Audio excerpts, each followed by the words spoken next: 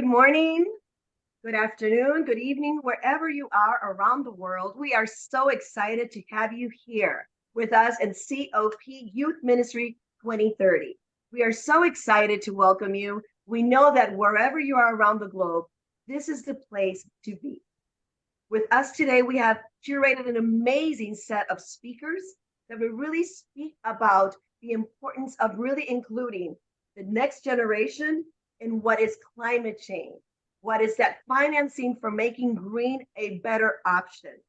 Today, we are so proud of every single one of the people that will grace this virtual podium. We have three amazing community partners. And with these, I'm going to put my glasses on to start. Number one, we have with us GSFN, iGen, and IIU. Let me tell you a little bit about who our amazing community partners are. I will start with IIU since I am one of the representatives. IIU is the leading virtual education system and global brand confederation. It's renowned for its innovative programs and, most importantly, the commitment to provide education to all, no matter where you are around the world. We also have with us the iGen. iGen is a handle that is so amazingly popular. It really represents the generation that is now commanding our world. We have 74 million young Americans born between 1995 and 2012 that comprise the most important generation in this nation's history, both in size and composition. 1 out of 4 Americans from the age of 5 to 22 have been collectively dubbed the iGen generation. We also have the GSFN, and it has been established to provide a common platform that helps its members, financial institutions, benefit from opportunities emerging through economy and to sustainable economy. Support its members in developing capacities to integrate sustainability across the board.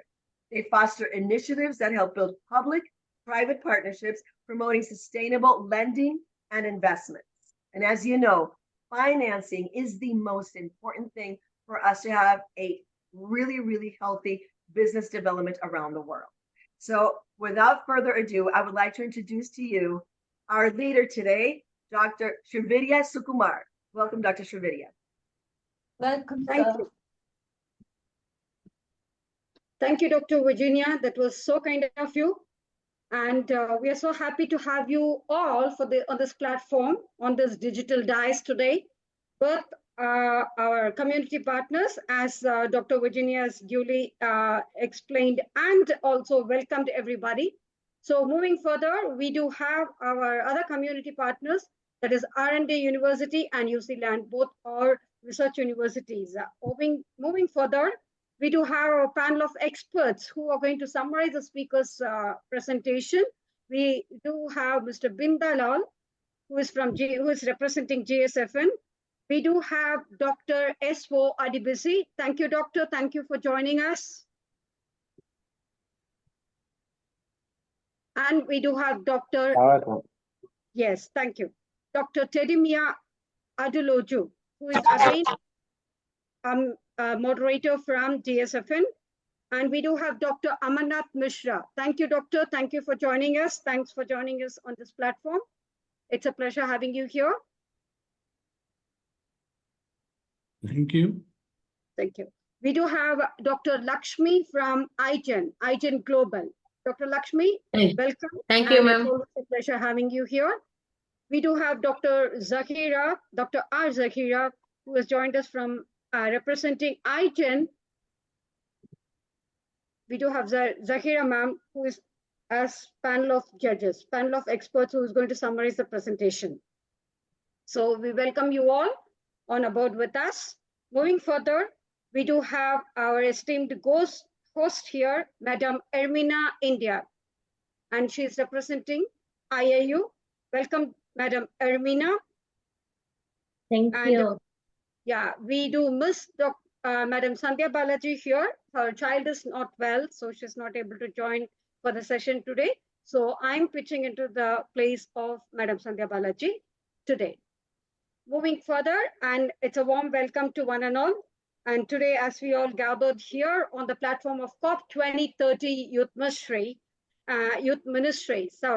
And what is it all about? That's what we are coming further. bringing it very close to the presentation.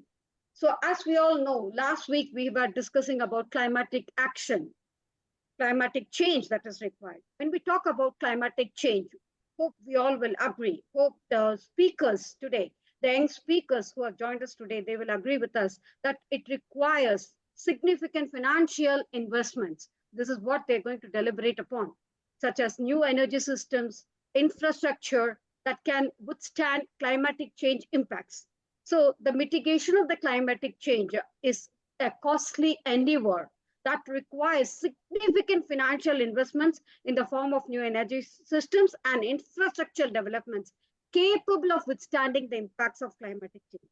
However, the cost of this inaction of the climatic change is really too far expensive than we can just dream about it. In light of this, all countries must strive to reduce these emissions and adapt to the effects of the climatic change.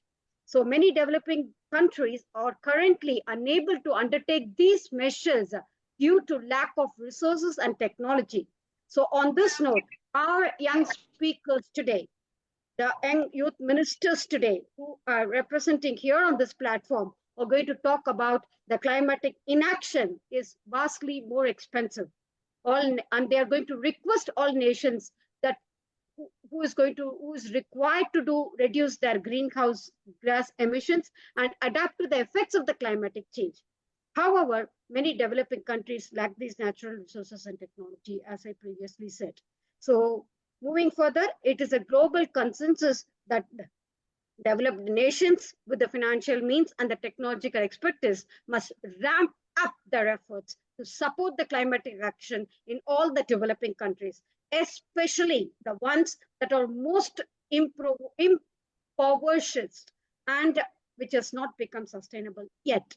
So the collaborative efforts at an international level are very crucial in tackling this climatic change. So owing to this reason, in the view of the above mentioned ideation, the COP20 Youth Ministry, along with JSFM, IGEN Global, and IIU, International Internship University, UC LAN, and also about R&D University, with our eminent speakers, is going to deliberate upon climatic finance.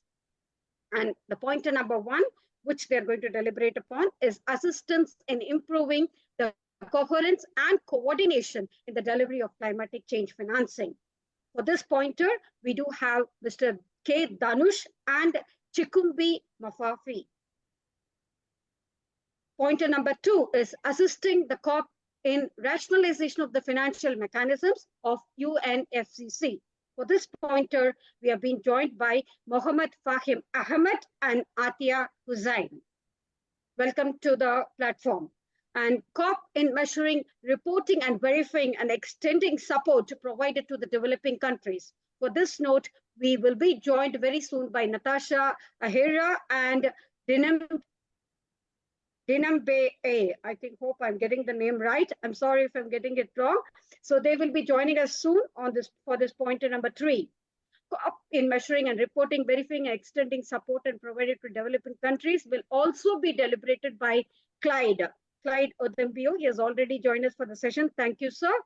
And Ali Mami James Bangura. And last but not the least, the financing the complex transition to clean renewable energy will be deliberated by Suresh Sheshadri representing IGEN and Mr. Samrendra K. Das from JSFN, who will be joining us very soon. And the other pointer, the last pointer that we have is the financing the complex transition to clean and renewable energy will be deliberated by Dr. Bishnu Pada Bose. Thank you, sir. Thanks for joining us. He has already joined us for the session. Thank you, Dr. Bishnu. Moving ahead, climatic finance advantage by tracking the social and economic impacts will be deliberated by Madam Yes Haripriya, who has joined us for the session. Welcome, ma'am. And we will be joined very soon by Benant Nazan Bandora. Thank you. Moving ahead, the very last thing is building resilience to the climatic shocks is a priority. Will be deliberated by Jock Perklis and Daniel Chavo Kekiska. on that note, we should take, without wasting much time, over to Madam Ermina to welcome the first speaker on board. Thank you so much. Hello to everyone. Greetings from all the people from all around the world. Good. Yes, Good evening, ma'am. good evening. Good evening. Thank you so much. Let's welcome the first speaker. But first of all, I want to present my platform that I represent today. International Internship University is a leading virtual education system and global brand confederation, which is the most valuable and trusted worldwide and well-reputed in delivering innovative programs. Globally, it is a trusted name for quality training programs and is committed to providing better and virtual education to all the young learners of the globe.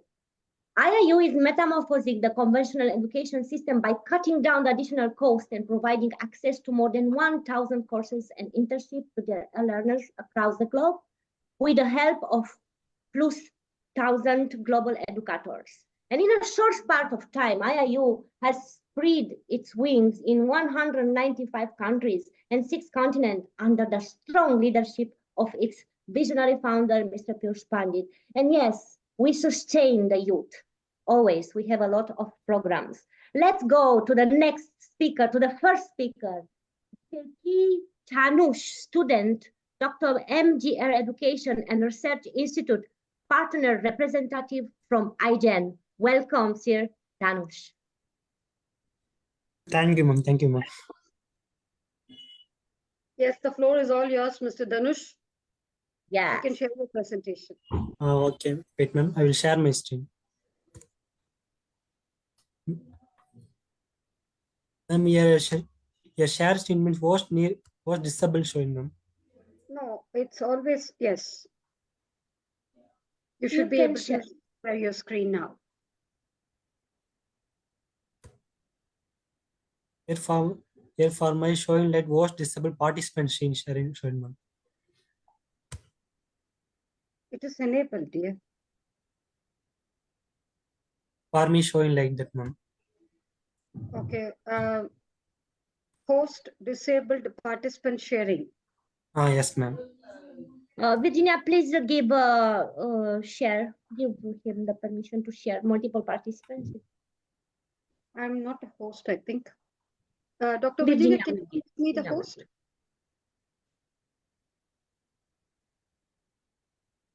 It shows Virginia ma'am alone as host, ma'am. So the presenting people should be co-host, then only they can share the screen. Dr. Virginia? Yes. Your microphone is closed, Virginia. I'm not host. Ermina is host. It doesn't No, allow I'm me not. You are the host. You are the host, Virginia. You are the host. No, unfortunately, it doesn't say that I'm the host. So I made it. Can make everyone host. That's better. They'll or enable screen sharing.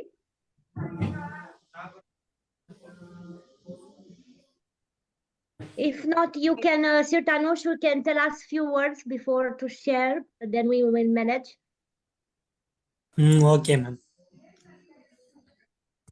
So Danush, please try sharing it now.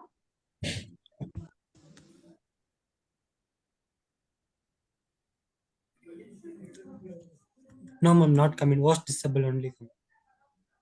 Ma'am, from host side only can able to give that permission, ma'am. Then only we can able to give our present. So Virginia, can you make me the host? I am not host, sweetheart. I am not the host. I don't have the power anymore. I gave it to so we'll look into it. Ermina is the host So right now. You give the power to IGEN, Niranjan. Virginia ma'am is acting as a host, ma'am. Let others be co-host, then only we can make them to share the screen. Can we make others as co-host?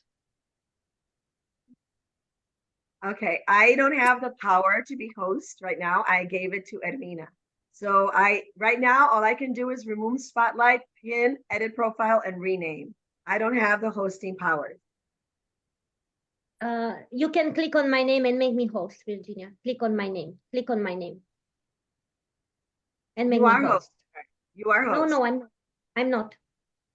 Now I am host. Okay, let's do it. Okay. Thank you, Virginia. Or you can make them as a co-host, ma'am. Oh, no. Now, Miss Armina, can you make the speakers? Now you can share your screen. You can share your screen. Yes.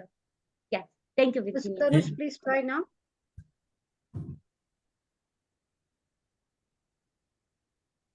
Yeah. Keep your camera on.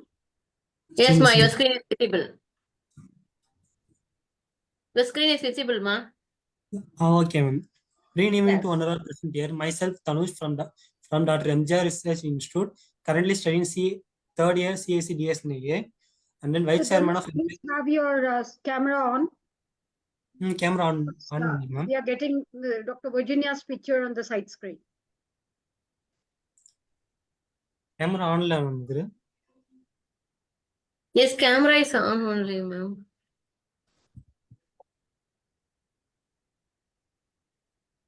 Okay. Make him to pin, ma'am. Okay. Please go ahead, Mr. Dhanush. Okay, ma'am. Now I'm going to present a topic about how can we improve the coherence and coordination in the delivery of climate change financing. As we all know that climate change is one of the most pressing issue of our time and is required to constant effort from all the stakeholders to address it. In this presentation, I will provide this. These are the outline. First, we see the abstract. Abstract here, I will provide the overview of the climate change financing, discuss the current state of coherence and coordination, highlight and challenge what are challenges are to us, and then best practice for improving the coherence and coordination. And then I will also describe the role of the role of the international organization and then national government and the private sector to improve the coherence and coordination. Finally, I will provide some of the case studies, that have successfully improved the coordination in the climate change financing. So let's see here overview of climate change. According to an international framework, Convention on Climate Change, climate finance refer to local, national, or transnational financing drawn from public, private, and alternative sources of financing that seek to support migration and adaptation action that will address climate change. Climate finance is needed for migration because large-scale investment are required to significantly reduce emission. As you have seen the graph, as you all see that the green line indicated the increasing trends of clean energy investment, while the red line showed that fossil fuel investment was stable but starting to decline after the 2020. So climate finance is equally important for adaptation as significant financial resources are needed to adapt to the adverse effect and reduce the impact of the changing climate. Next, we see the current state of coherence coordination. According to international framework, Convention on Climate Change, by improving this coherence coordination by delivery of climate change, financial is essentially to ensure that financial resources are used effectively to address climate change. However, there are several challenges achieving this lack of such as lack of transparency, accountability, and the trust among the stakeholders. In addition, there are gaps in the availability of data, information, and the climate finance flow, which made it difficult to track the progress and identify area for improvement. This challenge are there have been several initiatives aimed for improving coherence and coordination in the climate change financing, such as Standing Committee on Finance established by UNFCCC. The SCFS identifies several activities to improve coherence and coordination, such as developing common standard, enhancing communication and collaboration, and promoting knowledge sharing. So here the 8th meeting of Standard Committee Finance Bonn Germany, they done this. After this, let's now see the challenge. What are the challenges after while we are improving this coherence and coordination. There are so many challenges like the trust among the stakeholders, likewise absent of a common reporting framework. In addition, there are gap in the ability of the data and information on climate finance flow, which made it difficult to track the progress and identify area for improvement. Despite the challenges, there have been several initiatives and that improving coherence coordination in the climate change finance, such as we already seen the Standard Committee on Finance, SDG is established by United Nations Framework Convention on Climate Change. The SDG has identified several activities, like, like we already see for how this SDG was improved of coherence and coordination by the common standard, enhancing communication and collaborating, providing knowledge sharing. So let's now we see the best practice. What are practice author and then improving the coherence coordination climate change as established. We can establish the clear policy framework and regulate mechanism at the national level, promoting transparency and accountability and building trust among stakeholders. The private sector can also play a critical role in improving coherence coordination by adopting sustainable business practice and the corporate social responsibility. As you see the draft here, this is REDD means reducing emission from deforestation and forest degradation. This is a top 10 countries funded in the period of 2006 to 2022. The initiative provides financial incentive to developing country to reduce the greenhouse gas emission by preserving their forest. Okay, let's now we see the role of international organization. What are the role for international organization? What are things that they are doing? As we see in the UNFCCC is one such organization that been instrumental in improving this coherence coordination climate change financing by they already established the several financial mechanisms such as Green Climate Fund, GCC, and then Global Environment Facility, and then they provide a financial resources to develop in a countries for climate change, migration, and adaptation. The UNFCCC has also established the Standing Committee on Finance. As we already seen, this was scientific and the several activity to improve this by the common standard, enhancing the communication and the collaboration, promoting knowledge. As you have seen, this graph was named as a falling short. At 613 billion a year area, climate finance is a fraction of what needed for developing country. That this graph we need to maintain in the 1.5 Celsius pathway for developing country. Next, we see the role of the national government. What are the role for national government to enable to tackle the climate change? The national government play a critical role in the climate change, financing by creating a policy framework and the regulatory mechanism that promote coordination among the stakeholders. For example, national government can establish clear guidelines for climate finance reporting and the monitoring, which can help improve the transparency and accountability. National government can also allocate funding to priority in the national action, such as to set off the national climate pledge, referred to the national department contribution under the Paris Agreement. Other issues are written down to fund this project. In addition, national government work with the international organizations and the private sector to develop the innovative financing mechanism that turn mobilize additional resources for climate change, migration, and adaptation. Okay, next we see the role of the private sector. The role of private sector in the climate adaptation, as that private sector also plays a critical role in the climate change financing by adapting sustainable business practice and the corporate social responsibility. Private entities can also contribute to climate change financing by providing funding, product, and then service for redundancy. In addition, private entities can help to improve coordination by collaborating with the national government and the international government to develop the innovative financing mechanism that can mobilize additional resources for climate change, migration and adaptation. Okay, now let's see some of the case studies that was successfully initiated and then improved the coherence and coordination in the climate change finance. Here I mentioned three case study. First one is a Green Climate Fund. The GCF is a financial mechanism established under United Nations Framework Convention on Climate Change to support developing countries in their effort to migrate and adapt to climate change. The GCF has approved more than 170 projects in over 1,000 countries with a total investment of $10 billion. Let's see the second Climate Investment Fund. The CIF is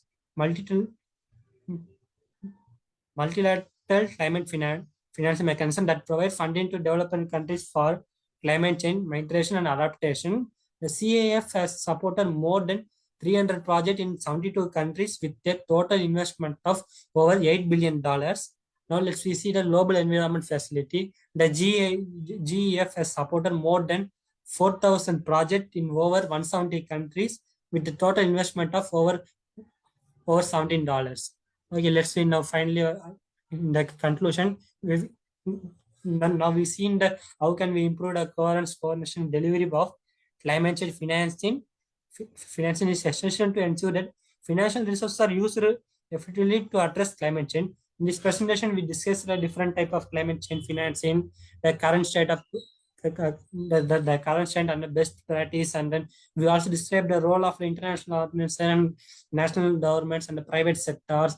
And now, as we've seen, there are several challenges in achieving the coherence, but there have always been several successful initiatives aimed at improving the coherence. It is important that we can work together to improve this coherence, coordination, and climate finance, and ensure that we leave a sustainable planet for the future generation. Thank you, Ramesh sir, for giving me this opportunity to be a part of this Agent COP 2030 speaker. Thank you all. Thank you, ma'am. Thank you so much, Mr. Tamir. Thank you so much for joining us today. Thank you. I have to say that your presentation was very clear, and I think it was a perfect one to start because we definitely know that really making green finance available to everybody is key to improve. And just explaining a little bit more, green finance means to all those financial services that really allow us to make our countries and our planet more sustainable. So we're going to be listening to this going forward, but I'm very, very happy that you were the first one because you really made us understand what green financing is. Thank you so much. Thank you.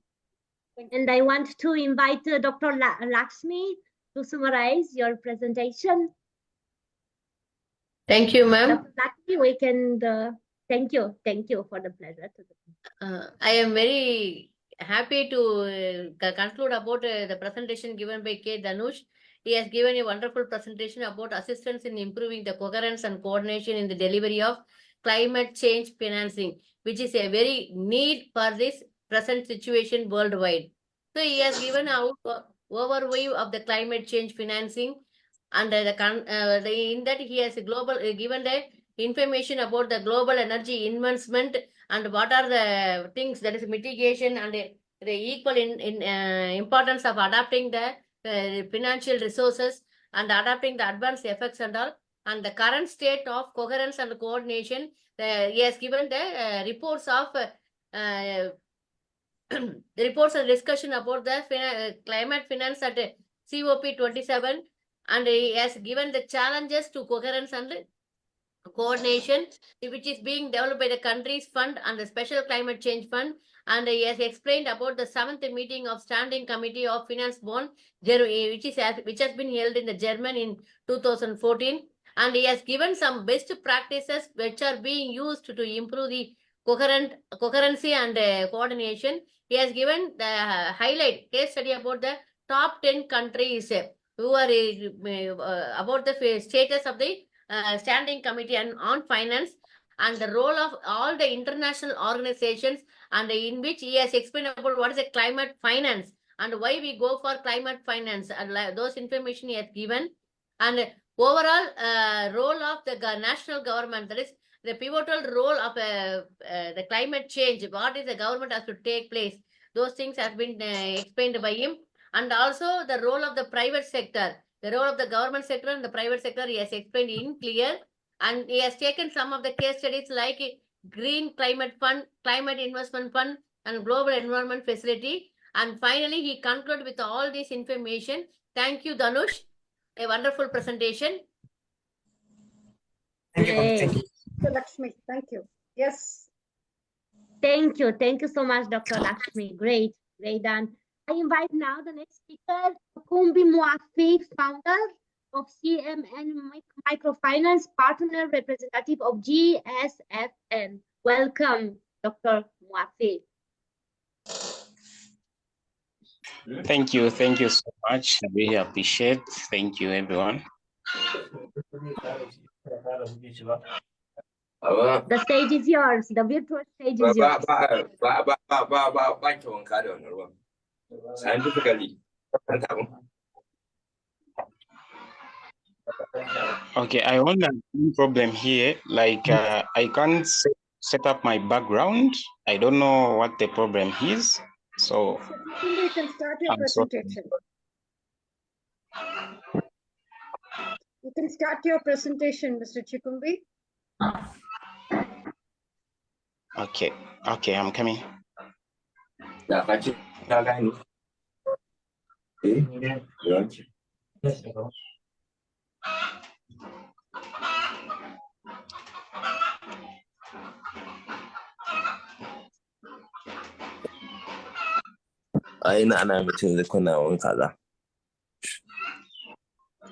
Should we go to the next speaker and then we come back to you, Mr. Chikumbi? Is that okay? Yes, it's fine. It's fine. And we'll manage the problems. Okay, we invite Yes, the next speaker, Ms. Erica. Yes, So now I much want to invite with us another great speaker, Mohammed Fahim Ahmed, student, Dr. MGR Educational and Research Institute, partner representative from iGen. Welcome, Dr. Mohammed. Thank you, ma'am. Hello, everyone. It's wonderful to see people from various corners of the world here today. It's truly inspiring to have such a diverse group of professionals gathered here. I believe our collective experiences will contribute to this rich discussion. So shall I present my presentation? The virtual stage is yours. Okay. So here we go. So I believe you guys can see my presentation, right? Yes, it's visible. You can go ahead. Okay. So my topic is about the climate finance, assessing the COP in rationalization of the financial mechanism of UNFCCC. So basically, what is happening over here? The UNFCCC is an international treaty that aims to address the climate change. The financial mechanism is a key component of the UNFCCC that helps fund project activities related to climate change mitigation and adaptation. So who am I? Let's get to that later. As you guys have a basic introduction of me, we'll get to later who am I. Okay. So what we are going to see over here right now, we are going to see over here the introduction, challenges, rational strategies, and analysis. So introduction. So what is my topic about? The main my topic is actually about the rationalization of the financial mechanism of UNFCCC, which is basically supporting the conference of parties in streamlining or making the financial mechanism of United Nations Framework Convention of Climate Change. Guys, when I tell this, you guys don't understand anything. Believe me, I know that. But the term rationalization over here, what does that even mean? That means that it is the process of making the financial mechanism more logical, coherent, and well organized. This could involve the existing financial structures, procedures, and policies, and making adjustments to enhance their efficiency, transparency, and impact. The goal here is to ensure that financial resources allocated to the UNFCCC are used optimally to change and address the challenges posed by climate change.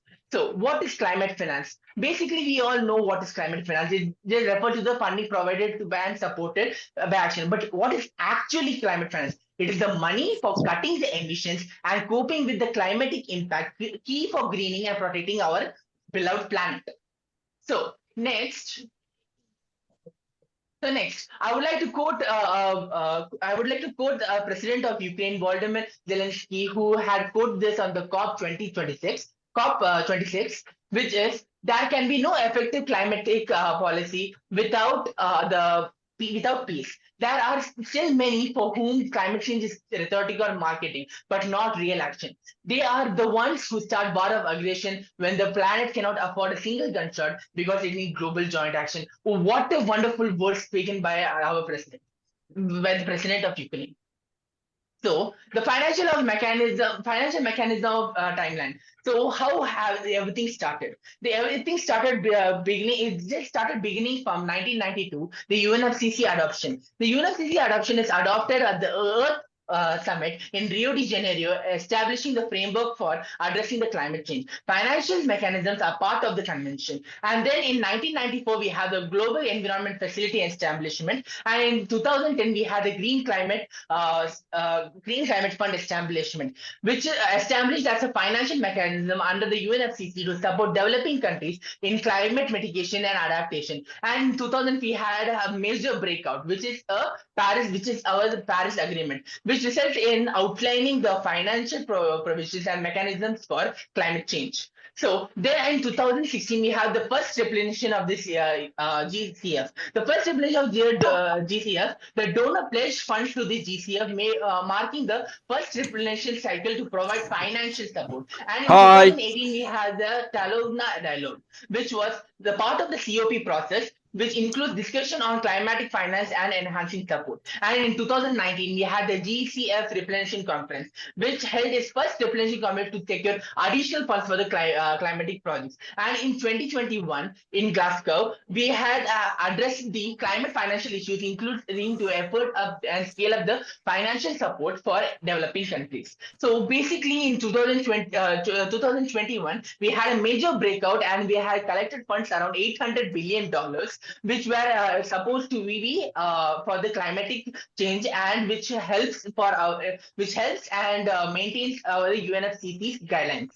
And next, what are the challenges of the existing financial mechanism? The challenges of the financial mechanism right now we are facing is fragmented landscapes, complex access, and limited responsiveness. What is this term what is this term in financial mechanism called fragmented landscape? Everyone might think it is nothing but the multiple funds and institutes overlap with overlapping mandates, leading to confusion and redundancy. And when it proceeds, it gets to another problem, which is the complex access. Developing countries often face cumbersome application processes and eligibility criteria, hindering access to vital resources. And then when that process is completed, we have limited responsiveness, which is actually a major criteria where the mechanism struggles to adapt the emerging priorities and changing country needs.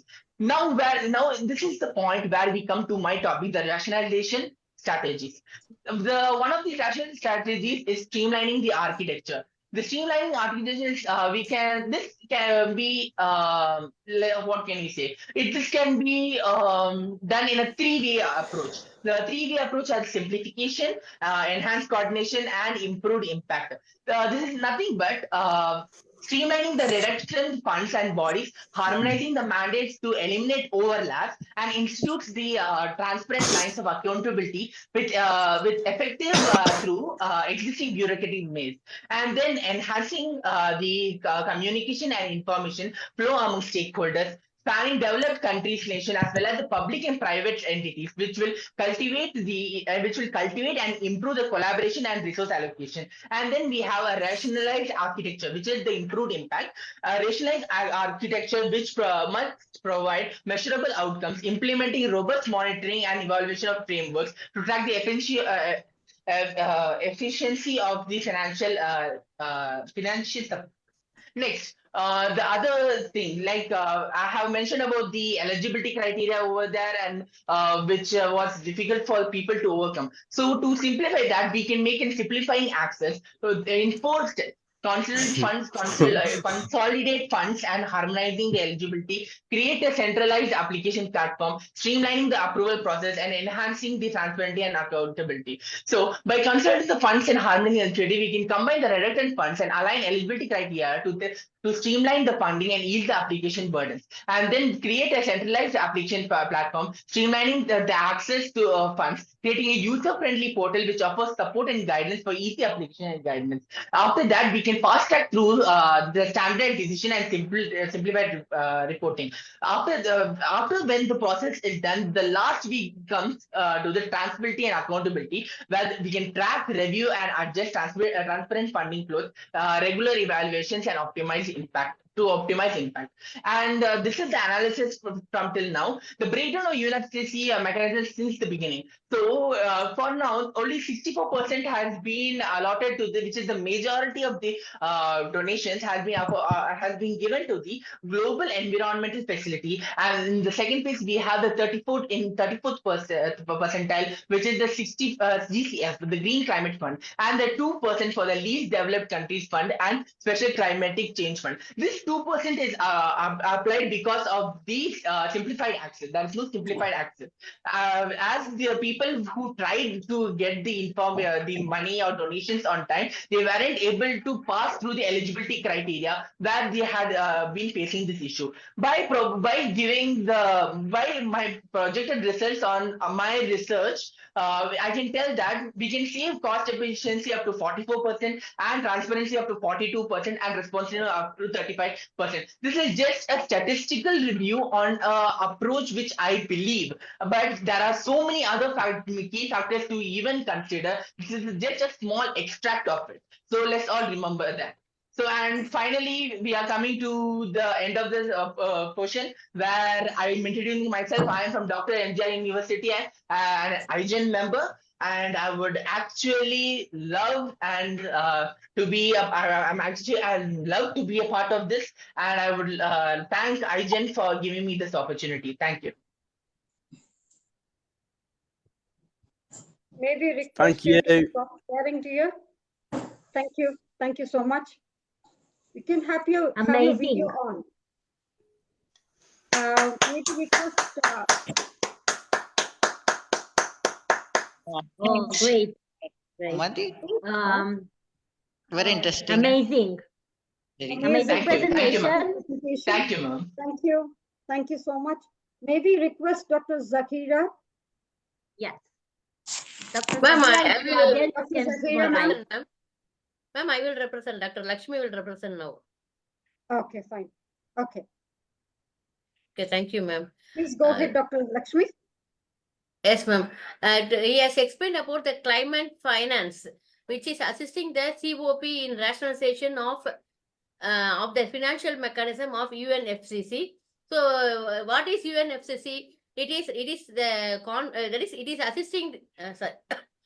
United Nations Framework Convention on Climate Change is a UNFCCC. He explained about the explanation about this UNFCCC, which is incorporated in assisting the COP also. He has explained, and he told about the climate finance. What is climate finance?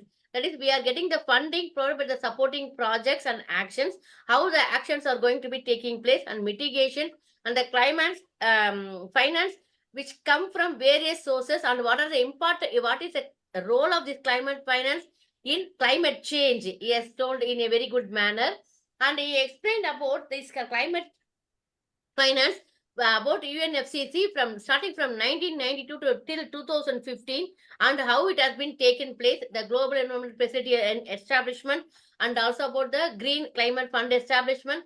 Finally, the Paris Agreement has been explained by him.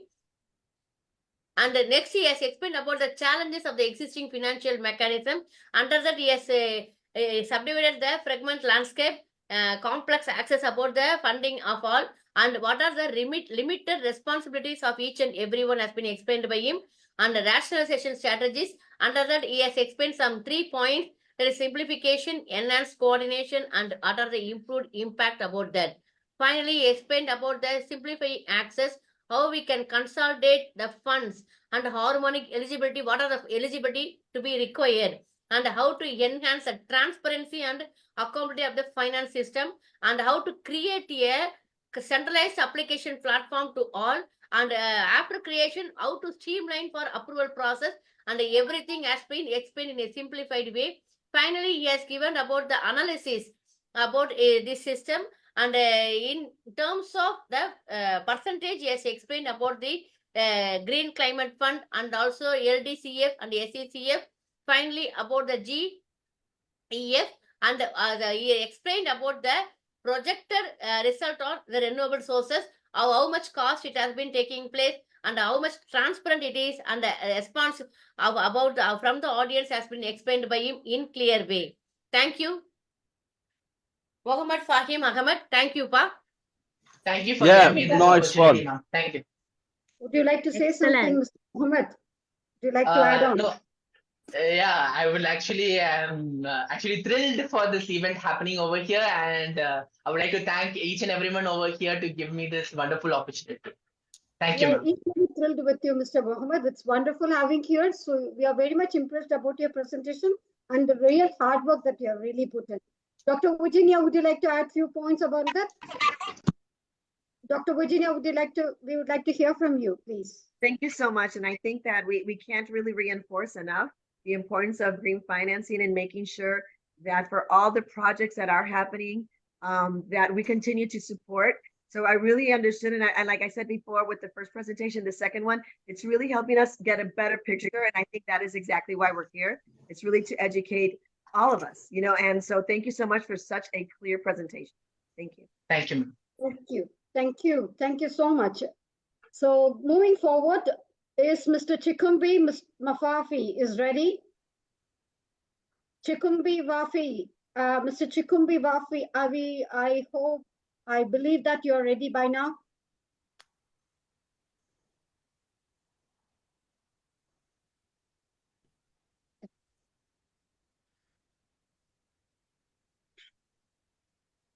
Would you like to do the think he not presentation have without connection. the video? Mr. Chikumbi?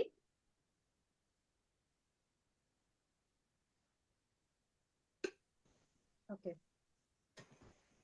Okay, Shridia, we can go to the Dr. Vishnu if Mr. No, Chukumbi don't Ms. have Atia Wi-Fi. Hussain is the next one in the line. Can we check for Ms. Atia Hussain if she's around? Mr. Atia. Ms. Atia Hussain. Great. Then I am happy to present Ms. Atia Hussain, advocate, women's rights partner, GSFM. Welcome, I think Ms. Dr. Atia Bishwal Hussain. should go in. Okay. Welcome, Dr. Vishnu. Ms. Atia, are you there? Dr. Bishru. May I know who is interrupting in between? I heard some voice in between. Who is that? I heard somebody talking in between. Who was that? Mr. Vishnu is there. Okay. So we'll go ahead with Mr. Mr. Vishnu, welcome. Mr. Vishnu, would you like to present it now? For sure, because Ms. Atia is not.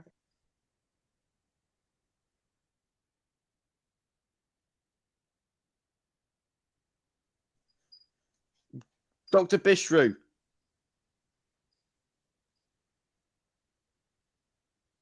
I heard somebody talking again. I may have to remove you from the group now. No, I'm sorry. Don't remove me. I was just seeing if Mr. Bishru was ready to present. Who is that? I just want to know. Who is that? Yeah, it's What's your JJ. name? Hi, I'm JJ. Okay. JJ, we respect your presence. We would love to have you here throughout the program. And Yeah.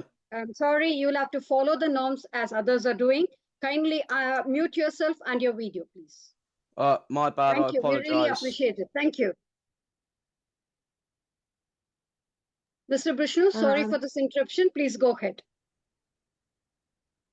If you let me to present him, dear Shridia. Yes. Sorry, Ms. Welcome. Please. Yes, welcome Dr. Vishnu Padabose, PhD from Indian Institute of Technology, Kharagpur, India, partner representative from GSF, and the stage is yours here.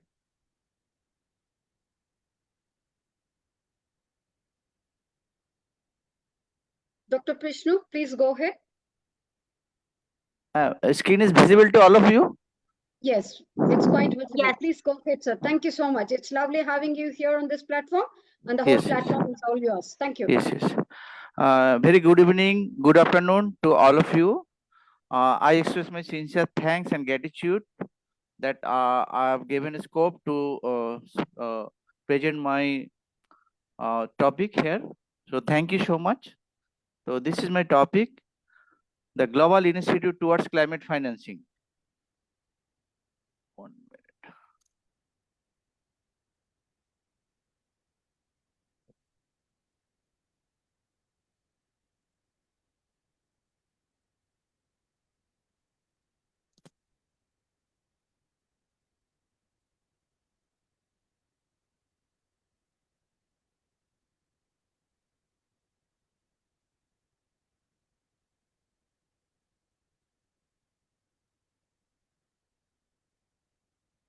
Yes, sorry.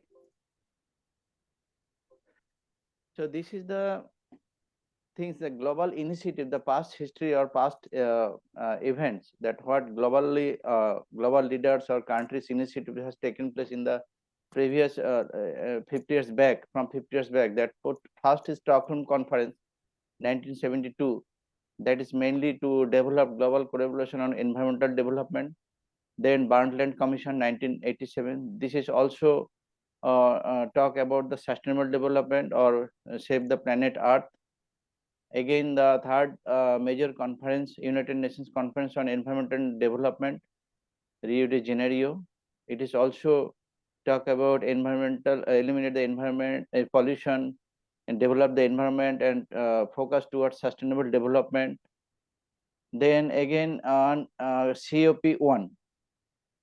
So the COP1 mainly to monitor the climate change process, that in a larger newly industrialized country would together be among the largest emitters of the greenhouse gases. The COP1 was thereafter set adoption of a legally binding obligation to reduce greenhouse gas emissions. So this is also talk about mitigate the global warming, climate change process, reduce the greenhouse gases, etc. And initiatives taken by the COP1 started, and still it is a COP28 urgent date. Then again COP2, that is also talk about the climate change initiative, sustainable development, all are related things. Then coming to the Kyoto protocols, that is actually major treaty on carbon credit process between developed country and developing countries. So Kyoto protocol is an international treaty that aims to reduce greenhouse gas emission that contribute to the global warming. The treaty was adopted in 1997 and entered into the force in 2005. Then COP is up to date. The COP assesses the effect of measures introduced by the parties to limit climate change. So this is going on. Now, if we see the past history, before pre-industrialization time, CO2, mainly carbon dioxide, amount was 278 ppm, or as on 216 to 403 ppm. However, the potential is 1 is considered by the research and R&D, but scientists have come out with the research that is potential of the CO2 is 1, but CO2 concentration is measured in the atmosphere. So again, this is the scenario pre-industrial time and present time. I mean 2016 data. Methane now 114, nitrous oxide 6.48, and fluoride gases, it is very dangerous thing, 1.48. Potential is very high. So fossil fuel, coal and oil are by the far largest contributor to the global climate change process, accounting over 75% of the global greenhouse gas emission and nearly 90% of carbon dioxide emissions. As greenhouse gas emission blanket for Earth, they trap the sun heat. That is the common phenomenon of the global warming. Coming to the next slide. This is the brief things. It shows that human activities is the major accelerator to in the process of global warming. So of course now human Earth global community has taken different initiatives to mitigate this process or eliminate the effect, etc. So this is the scenario. This chart is showing that human activities towards global warming is a major area, a major quantity, major contributors. And natural system is, of course, it is a natural process. It is not our hand, but it is a not so big issues. Among the different element in the global warming process or climate change process, energy is contributing 73.2%. Because as we know that when industrialization started in the world, the fossil fuel and minerals are using for this process. And fossil fuels and minerals, I mean coal, it is a rich carbon. So of course it trap the heat and it accelerates the global warming. So that's what the energy considered as per the research data, 73.2% contributor to the global warming. Non-renewable energy sector alone contributes 73.2% of global warming. That's what the global leader has taken initiative shifting towards non-renewable to renewable energy, and that has been underway.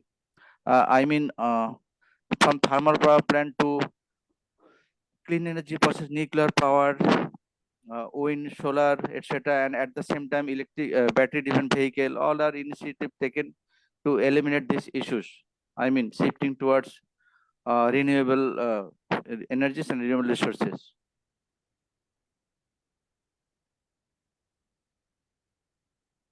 Sustainable development and global climate change issues. Climate change issues is a part of the sustainable development. So climate action is a key opportunity to advance the sustainable development goals. So climate finance linked with the SDGs.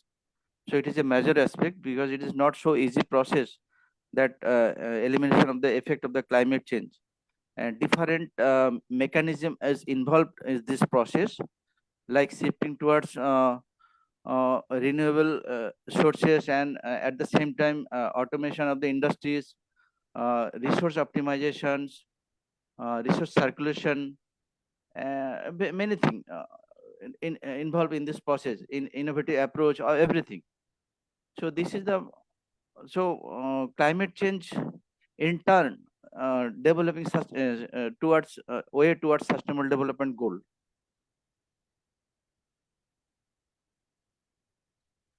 Climate change adaptation and mitigation.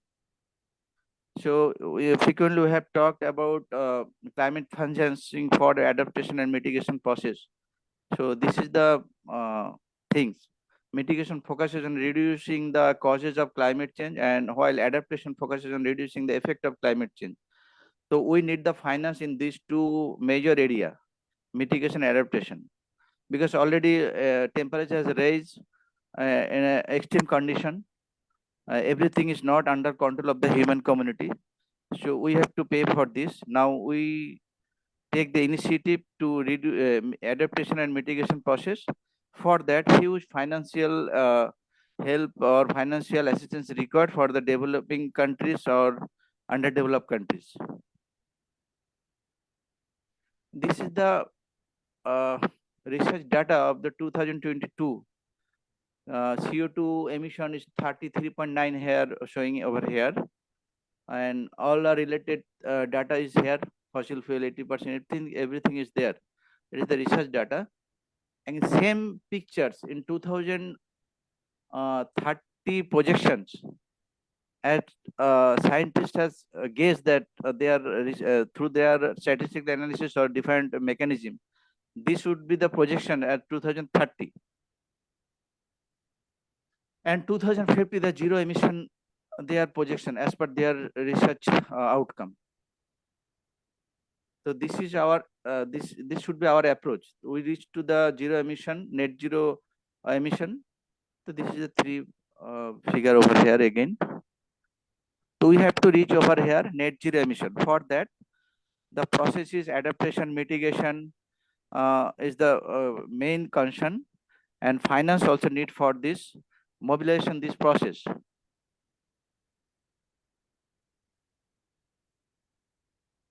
Now this is the area where finance needs.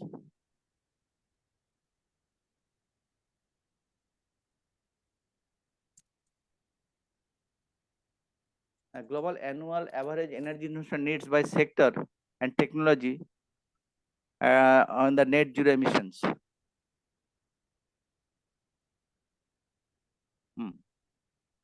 This amount finance needs, if we really like to go towards net zero emission in 2050, so this is the things we have to we have to take initiative to make it success. And already first world country and others, many countries has taken initiatives because they already shifted towards renewable resources, renewable energies, electric vehicles, and they also apply circular economy process. At the same time, community development, rural entrepreneurship, technology development, research and development, all are connected to these initiatives. Climate change mitigation, where we are now, this is the things that climate finance refers to local and national and transitional financing drawn from the public, private, and alternative source of financing that seeks to support mitigation adaptation actions that will address climate change. This is the common definition of climate financing. Now coming to the point, according to the IPCC, keeping global temperature rise below 1.5 degree as set out in the Paris Agreement, investment in renewable must triple to 1.3 trillion annually by 2030. So cumulative investment is required, but one research data is showing that in 2022, for renewable energy, 0.4 trillion investment is there, I mean finance is there. So that should increase in these portions as per the IPCC projections. This is another data of present status of the climate financing. At 2022, this amount of financing has been already in the field.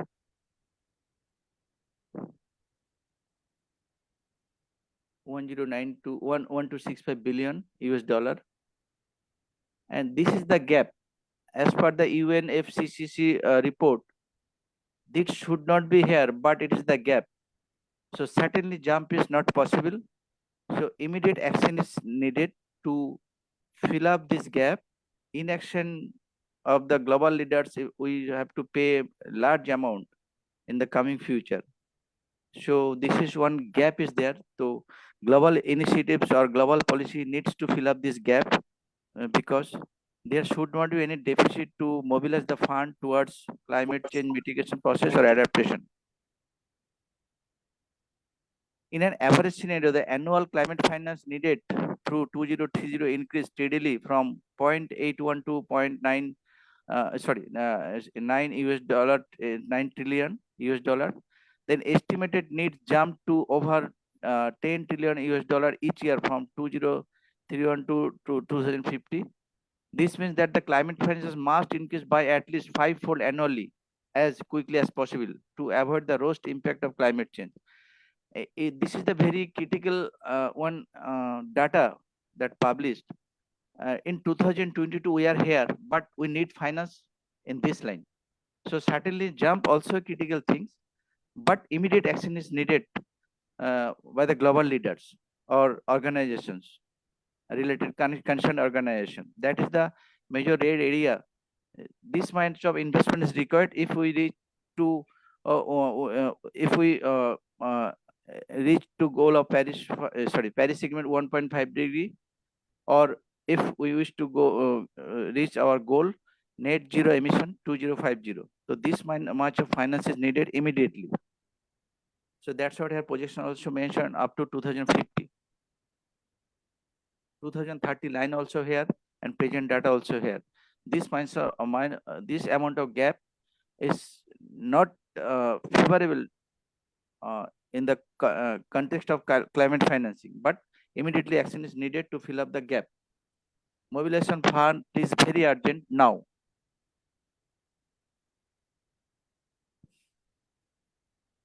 This is similar data, but I have mentioned that public private financing here, but the same data I have seen the last slide. future climate finance necessary to maintain 1.5 degrees Celsius pathway.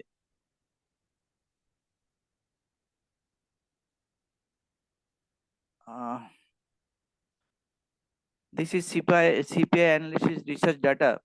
They are published data that overall economical loss or overall loss we have to pay if we are failed to reach fulfill the goal of 1.5 degrees Paris Agreement, or we are not able to achieve the goal of 1.5 degree Paris Agreement, then we have to pay for this. That scenario is a projected scenario as per their analysis. This is the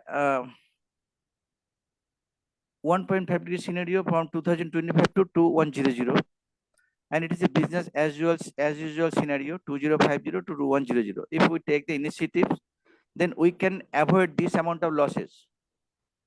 But at the ideal situation, this should be a very suitable approach. 1.5 degree scenario 2025 to 2050. This much of climate finance is needed. 266 trillion cumulative amount. If there is a deficiency or there is inaction of the global leaders or organization or concerned organization, then we have to pay for this. This estimate losses based on the direct economic impact of increased weather-related and uninsurable demand, increased production cost, productivity losses, health costs, etc. Everything is related, because consequences of the climate change or global warming is a very serious issue, very severe issues. So it is connected to all. I mean, production, increase the price of the goods, loss of the resources, we have to pay for health cost, everything. So this is the ideal scenario, has published CPI analysis data. So no longer we delay the meeting total climate investment needs. The higher the cost will be, both to mitigate global temperature rise, to deal with its impact and avoid the worst impact of the climate change. Sorry to interrupt, Dr. Vishnu. Yes, Ahead of yes. time. And how much is it more to continue? No, one. Okay, Only one. thank you. Yeah. The successful adoption of the Paris Agreement and achievement of the net zero emission goal are significant symbolic milestones, signaling to public and private entities the global consensus on a low carbon and climate resilient futures. Policymaker needs to tailor climate finance policies to address country specific context. The no longer we delay meeting the total climate investment needs, the higher the cost will pay for both to mitigate global temperature rise and to deal with its impact and avoid the worst impact of the climate change. Thank you so much. Thank you to all of you. Thank you, Dr. Vishnu. Thank you so May much. we request Dr. Adibisi, Ambassador Dr. Shahid Adibisi? Yes, thank you. Yes. Thank you. Waiting to hear Thank from you. you, Doctor. Thank you so much. Thanks for all the support. Thank you so much, that's Ale. What, Dr. Vishnu Bose's Yes. presentation on climatic. What, thank you so much. What Dr. Vishnu actually presented was a huge lot of information loaded, and he tried to also manage his time to deliver on it. And let me quickly recap on to grab the summary of it. He actually entered with the topic of the global initiative towards climate financing. Very, very critical point topic, and he highlighted some facts that are actually related to this very topic, which is the historical, going from the Sweden conference in Stockholm in the 87, and also the Rio de Janeiro in the 92, and also the COPs that has been held at different levels up to the COP28. And he mentioned something that at the point climate change actually entered into the discussion in 1995, which is very, very strategic. And also the consideration of the reports actually started in 96, and also the idea to reduce the greenhouse gas emission, which is where we have the point of global warming coming into the discussion, was in COP3. Then he mentioned the sources of a greenhouse gas emission, very, very critical, the CO2, the methane, the nitrous oxide, and also the fluorinated gases. And he mentioned that the three are actually were related to the fossil fuel sources, which is very, very critical. And we have the fluorinated gas actually coming from the electricity refrigeration and some other elements. So these are very, very strategic facts. Then he went ahead to human and natural sources of global warming, climate change, and the rest, which is very, very strategic because majority believe that maybe we have only climate change or global warming coming from the artificial or anthropogenic activities. Well, of course, we have the natural sources. He mentioned all those things, and he has a table that actually detail all those sources. And he mentioned very strategically that, yes, the drivers actually based on sector. We have the energy sources or energy sector that is driving about 73.2% of this very greenhouse gas emission, which is very strategic. And he also mentioned further that yes, the road to 2050 and actually to meet the temperature below 2 degrees centigrade.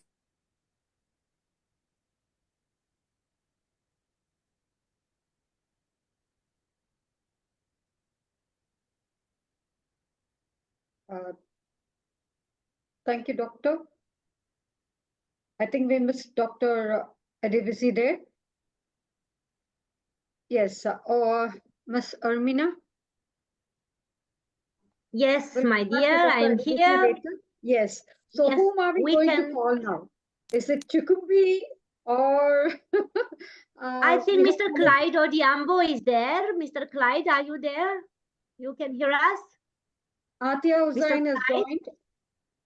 Yes, I hear you. I hear you. Welcome. Let me introduce you, Mr. Clyde, co-founder and CEO Jit Tollers Foundation, fellow Connecting Dreams Foundation. Welcome with us today, and the stage is yours. We are eager to see your presentation.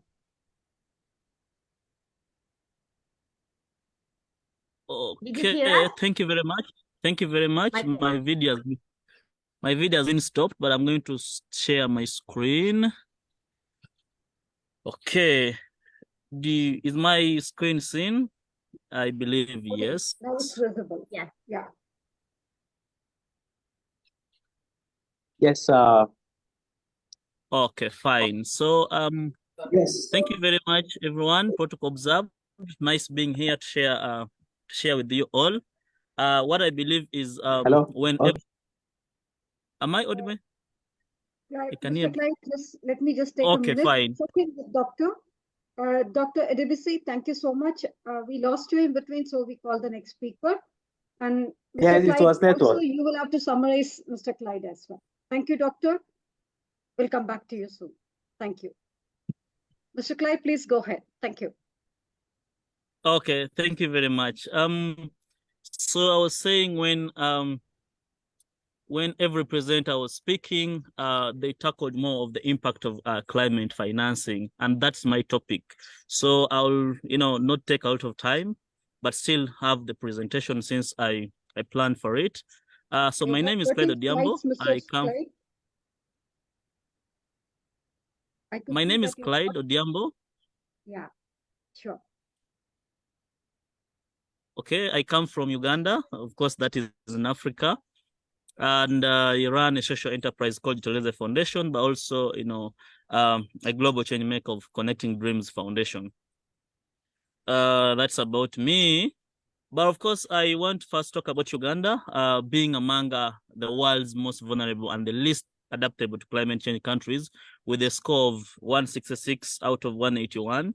That's according to the Vulnerability Index 2018. But this also as a result of dependence on natural resources, e.g. in the agriculture sector, water, energy, and fisheries. So every presenter, defined this. Climate financing being the local, national, transnational funding, which is drawn from both public, private, and all other sources. But all these financing are directly going to, looking at how to, mitigate or adapt to climate change actions. Yep. But of course, we all know that climate change is a long-term shift in temperatures and weather patterns. So the first being the social and economic impacts of climate change, we all know that climate change, affects the food supplies, industry supply chains and markets, but also the damage infrastructure, cities. We all know the pollution that pollutes the water, the environment, which brings up, human health complication, but also affects the global development. So when from the previous speakers, talking about what climate financing is and all the preamble, I believe when we get this money, we can be able to invest in projects that reduce, but also absorb, but prevent greenhouse gas emission, such as renewable energy, power plants, electric buses, forest conservation, but also projects that build resilience to climate change, such as establishing early warning systems. For example, today where I'm having this meeting from, we had black rain, and my friends thought it's a miracle. Of course, in a Christian background, people would think it's a miracle, but this is how our environment have been polluted, that even the water that comes from the rain, are now dark. So as system actors, we can't keep being there, to wait for this. There's something that has to be done. So, but also when these finances are gotten, everyone said the mitigation adaptation. So mitigating the impact of climate change and adapting to changes that are already underway. We already know the signs here, but also on they will support the global commitment. Most countries have made up these commitments reducing the greenhouse emissions and transitioning to low carbon and sustainable future. Some countries are already inventing the electric buses. I've seen Rwanda and partly at a low scale Uganda doing that. So this financial will help us implement and achieve our global climate goals and commitments. But also we have countries that are vulnerable communities that we call either developing, but I use vulnerable communities. So these fundings will we support this community in building resilience against climate impacts such as rising sea levels, extreme weather events, and disruption to agriculture. Uganda was formerly known to be having 2 seasons, that is dry and wet. But now we can't even determine what the next season is. The rain rains like, if it starts raining, it rains like nothing. If it's sunny, it is hitting us like nothing. But also technology transfers. So in developing and deploying clean and sustainable technologies is crucial for addressing climate change. So therefore, climate financing will facilitate the transfer of such technologies from developed to developing countries, helping them to leapfrog to clean and more sustainable development pathways. We also have the biodiversity conservation. So climate finance supports conservation efforts and sustainable land use practices that will protect and restore the ecosystem. This financing also will encourage the private investment, which we talk about the public-private partnership, which is so vital in scaling up the implementation of sustainable and low carbon solutions. I talked about meeting global goals, but now this is global climate targets. Climate finance helps to bridge the gap between what is currently being done and what is supposed to be done. So the past, the present, and what the future is. But also, this will help us to limit global temperature rise and avoid the worst impacts of climate change, like the overheating I talked about, the overraining. So in summary, climate finance plays a pivotal role in fostering the transition to a more sustainable, resilient, and low carbon global economy, ensuring that both the causes and consequences of climate change are effectively addressed. So the FSD Uganda did a case study with Bida Sasa in Uganda. And just adding to what I said in Uganda, Uganda's most pressing agricultural risk are related to climate change, and also lack of ownership and control over land and resources and restrict access to financing. So the farmers would want to farm, but the land, even if we say that agriculture is the backbone in Uganda, but the land still, we have the land board that is owned by the government. So access to financing to purchase bigger land, but also the agricultural tools is still a problem. So when the Bisa Society did this case study, they looked at the women who preferred mostly the village saving and loan association, the local kind of association in the community, which could not, attract them funding maybe to be sustainable or to go smart or green, whether to buy new tools or get new land. So these guys came up with a unique business model that would help, those women go smart, but also it included leveraging mobile money technology and group learning to enable them access credit for energy saving, household equipment, and climate adaptation tools. The two key approaches were done here. That was integrating mobile money technology, which was supposed to open doors for these people to develop digital formal financing services. That means they could go to banking to bank instead of saving money at home. And also there was a tailored credit approach where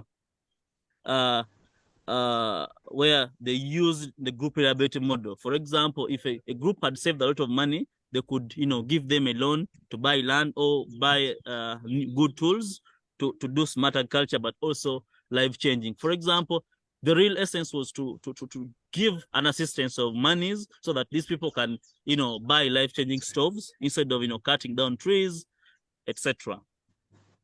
So with all this being said and the advantages of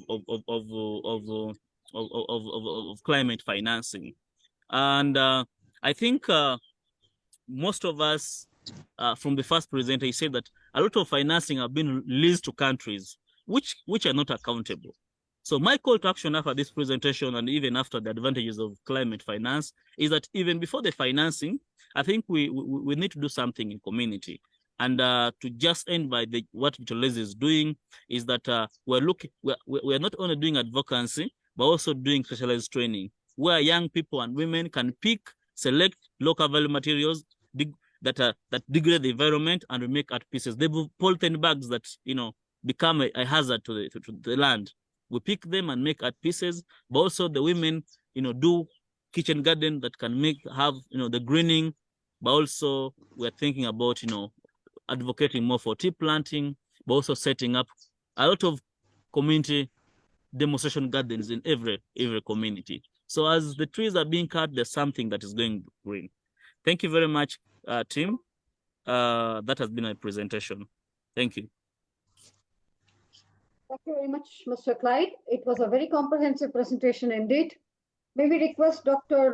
Shahid Adivisi to kindly help us with the summary of the presentation. Thank you, Doctor. Please go ahead. Yes, thank you. I think, yes, let me quickly finish up with the former presentation, and this one is going to complement that one because they are very synergetic.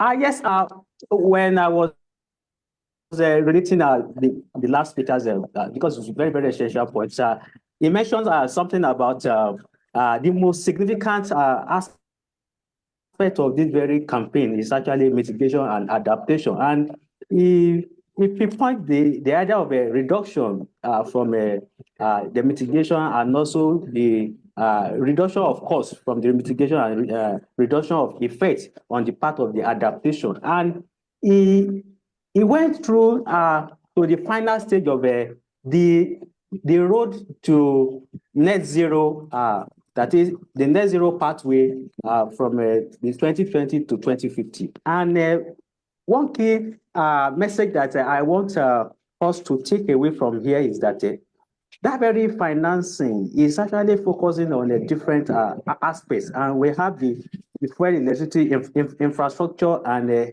end use.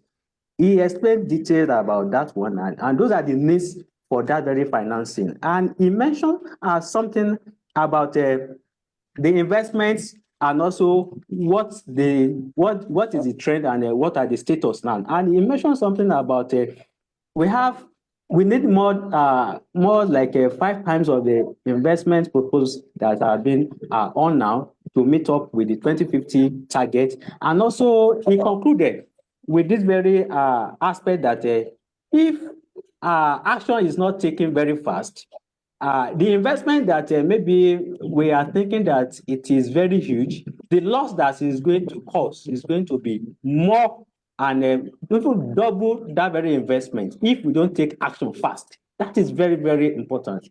The investment is quite high, but if we don't meet up with that very investment very fast, the problem and the chaos and the loss that the global community is going to incur is going to be far double above that very investment. So it is better to throw the part of the investment and be safer than to delay the actions and also incur the losses. So that is the first wrap up about that.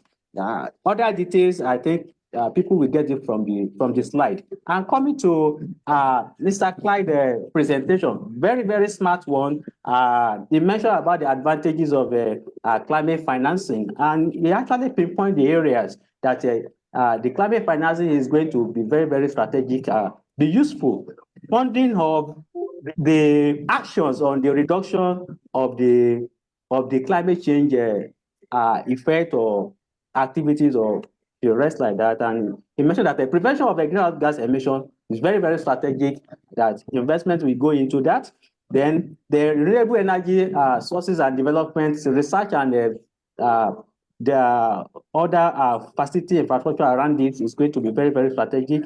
And also the clean infrastructure that is going to be using natural elements of powering it is going to be very strategic. Then he went to mitigation and adaptation, where he was talking about the vulnerable communities. Yes, that is where that very financing is going to be very strategic. The vulnerable communities, not that they are the one that were causing this very problem, so because of the effect. So their terrain of the geopolitical or ecosystem is actually being impacted by that very problem. So they are very vulnerable. So that is the aspect of where the financing is going to be very strategically be useful. Then supplementing their resilience and some other solution. Then technology transfer. Technology development, technology transfer, and technology utilization. These are the aspects that the financing is going to be very useful. Then conservation, you mentioned that, and also making a very strategic point about bridging the gap about what development in the past has caused and what development at the present are causing, and what the likelihood of what the development in the future are going to cause. So this very financing is going to take care of those very strategic positions. And also, he actually ended up with the transition in the economy, because, of course, we have different economies that has come with the development of different ages. So definitely, the new order of economy is going to be a new order. And we need to transit from the current one to the new one. So that is what the financing is going to also cater for. And finally, you draw a case of the Uganda case study about the agriculture. Exactly that is what the financing of the climate change is going to cater for, where it was he mentioned that it was a community of women in agriculture, but with little resources to actually manage a sustainable agriculture. And he mentioned what they use the financing of that very model to cater for: the energy, the infrastructure, how do we adapt to the climate actions and solutions, and also provide the land and also credit facilities. These are the model that the financing of the climate change is going to actually follow. That very model is a perfect model. If there will be any other one that will be more perfect to that. And he now mentioned about the key area of that very case study, the modeling. The model should be business-like. Then he talked about the capacity building. The people that will get involved should have the capacity to actually use it effectively, efficiently, and deliver the result. Then it talk about accountability. Accountability is very, very strategic. It's not about financing a kind of a development agenda. It is about accountable for it. And finally, it talk about advocacy. Advocacy is also very, very strategic, because information, awareness, and also dissemination and communication is very, very needed when it comes to development agenda. So these are the summary that I can quickly recap for me. Thank you. Thank you, Doctor. Thank you so much. That was a very detailed very detailed, very enthusiastic summary, I would say. Definitely, before handing over to the boss of the day, Ms. Ermina, I would like to take this opportunity to welcome Dr. Renuka Thakor, who has joined us from GSFN. Thank you, ma'am. Thank you for joining us today. It's a pleasure having you here, definitely. And I hope you will enjoy our session. It's always a pleasure. And you're Thank you, Dr. Srividya. Thank you very much. I am extremely sorry for being absent for 2 sessions. This is nearly the end of that session, so I'm extremely sorry. And I must be like, I appreciate the enthusiasm of all the partners coming together and leading, and especially congratulations to Sri Vidya that she is leading this with very great enthusiasm. And I am very proud again to be a part of this whole consortium, which here you are, like IGN, IIU, and others. So I'm thankful for all of us, like, to come together and do this big thing. I want to give only 2 or 3 announcements before I again leave, because today I'm having my guest here, so I'm a bit busy. And then you can continue. I will hear the session fully, but may not be able to speak. Now in coming this year, we have grown a lot, and with all these partners, we are doing immensely very good, of course, knowledge exchange and capacity development. And because this is especially focused on youth, I want to give an announcement that we are going to run a very big project throughout the year, and that is going to start with Soil Summit in Pakistan. And we are going to have it hybrid. So those who are in Pakistan and those who can afford with time and money and all that can be in person, but rest of us can join virtually. So we are going to have Zoom, and we are going to also open several breakout rooms. So each one can get into the breakout room and have personal meetings. So it would be a lot of networking and so on. Now in this summit, it is going to be 7-day summit, half day of opening and half day of closing. So 1 day is over, but the rest of the 6 days, we are going to have 24 streams, and each stream will run for 4 hours, and 12 streams will be hosted by Pakistan, and 12 other streams, parallel streams, will be hosted for Global South. And each stream of Global South will be hosted by 1 country, meaning that we will have 13 countries all together working towards this capacity development and disseminating the work. At the same time, now we are not going to finish this by just 1 event, but we will continue such events every month. So first month is Pakistan, February is Egypt, March we have Kenya, April we have Uganda, and in 5th month we have Brazil, then we have my mistake, April we have Nigeria, and then in again on 7th month, July, we have Uganda, and so on. So we are going to have a full range of global networking, and plenty of things will coming out of it, because we are not only focusing on Soil Summit, as the name says that we are focusing on soil, but it is not only soil, but it is whole system change. Along with it, it would be build environment, finance, capacity development, mitigation and adaptation, and all the areas. So I will share like I have already shared few things with our GSFN in their emails. But if other partners are interested, we would like to also invite them to this. Again, it is free and online. And because it also gives you a year-long program, you can set yourself, and we will be giving a chairship to each one who leads on that program.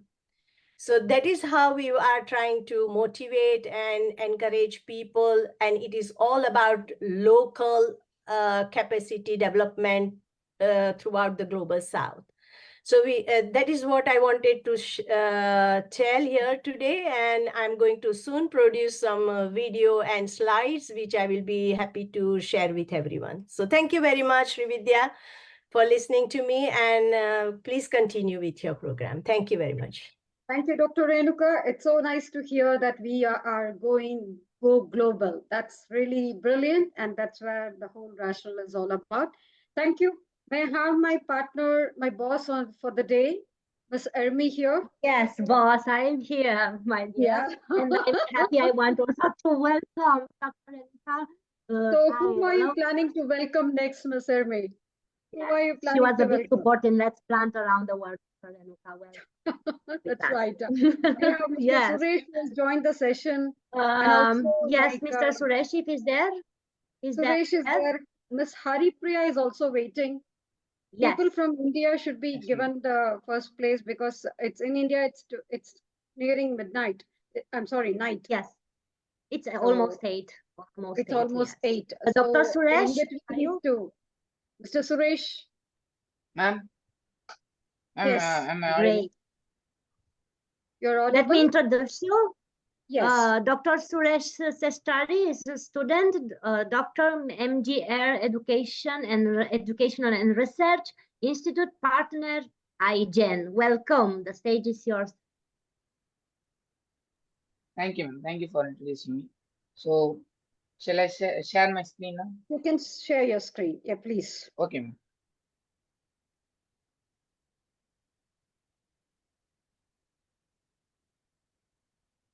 So, as everyone can see, we are I'm able to Suresh. see your screen. You can go in for a slideshow. Yes, you did.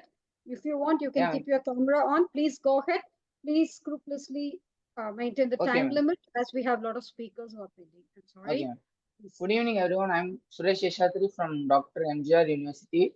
So, I'm going to talk about financing the complex transition to clean, renewable energy. So, first we're going to see an introduction about this topic is about. So, financing the complex transition to clean, renewable energy is a critical aspect of addressing climate change and achieving sustainability goals. This transition involves significant upfront costs and long-term investments in infrastructures and technologies and policy frameworks. So, we're going to see some key considerations and strategies for financing this transition. So, first, what are topics we're going to cover for this presentation is public-private partnerships, government incentives and policies, green bonds and sustainable financing, international cooperation, innovative financing models, risk mitigation instruments, research and development funding, education and awareness, infrastructure investment banks, carbon pricing, and lastly, technological innovation and cost reduction. So first we're going to see about public-private partnership.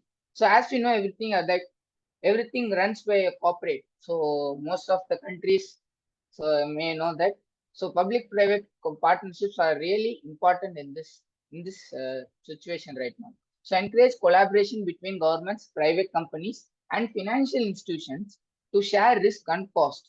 So government can provide incentives and subsidies or guarantees to attract private sector investments in renewable energy projects.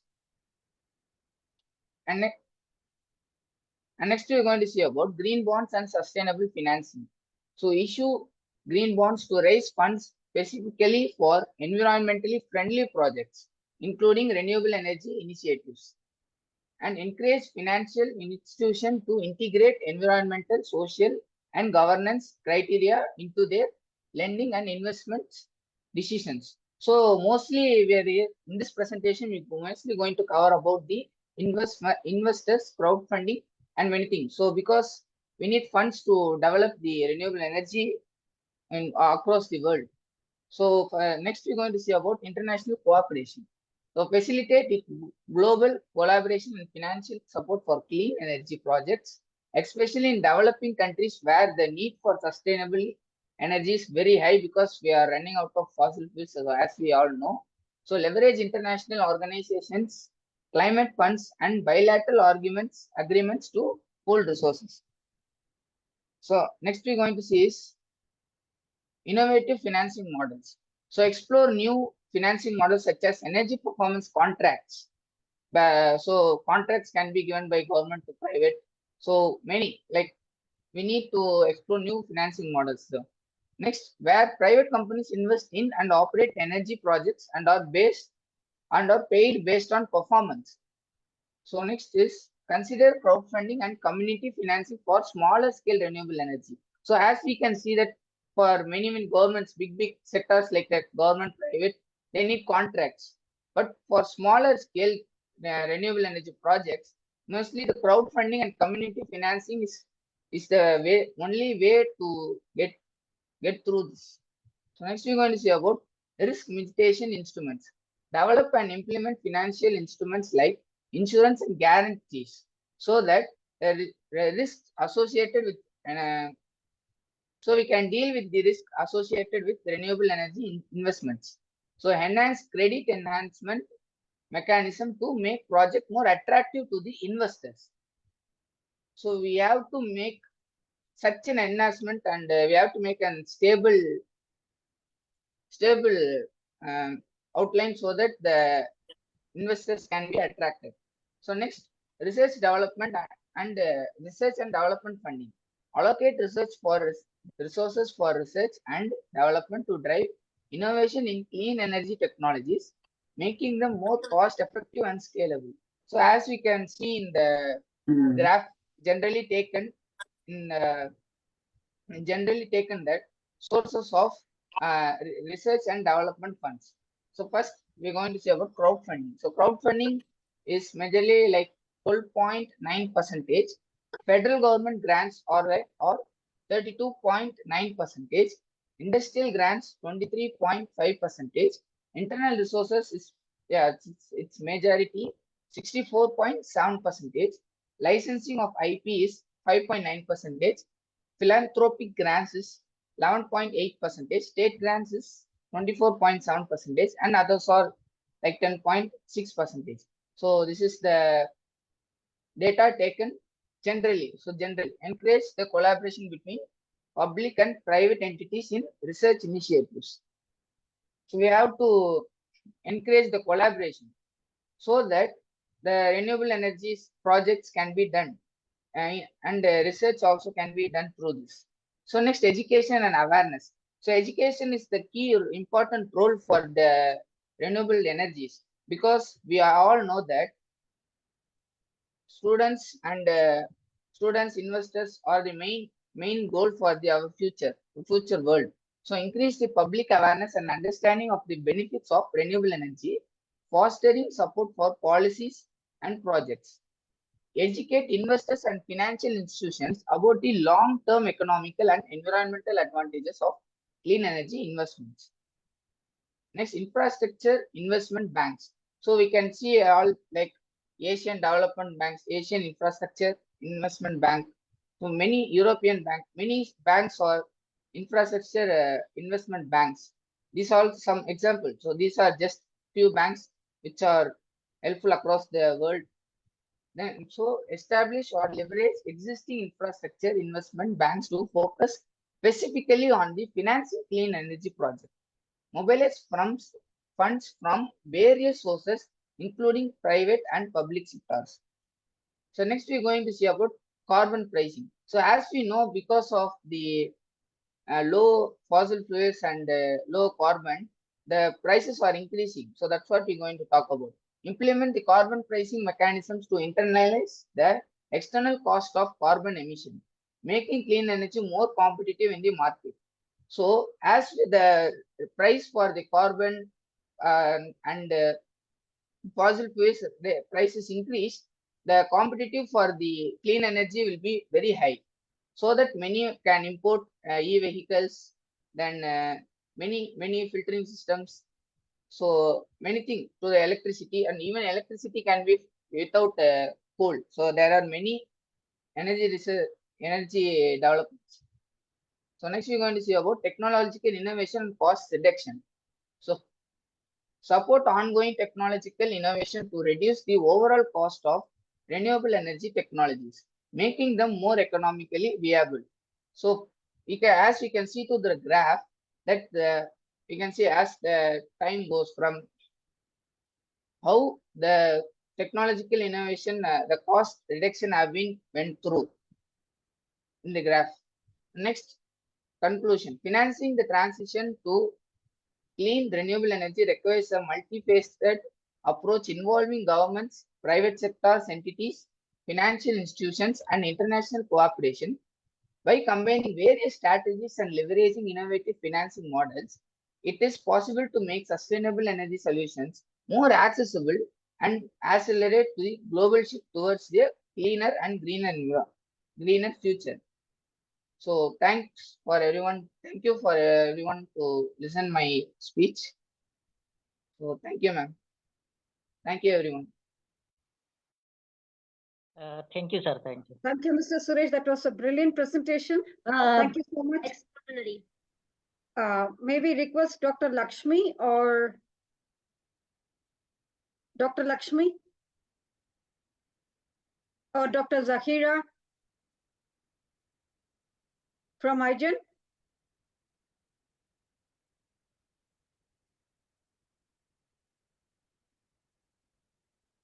Dr. Lakshmi or Dr. Zahira? Or can we open it to the floor? Anybody can summarize this presentation, please.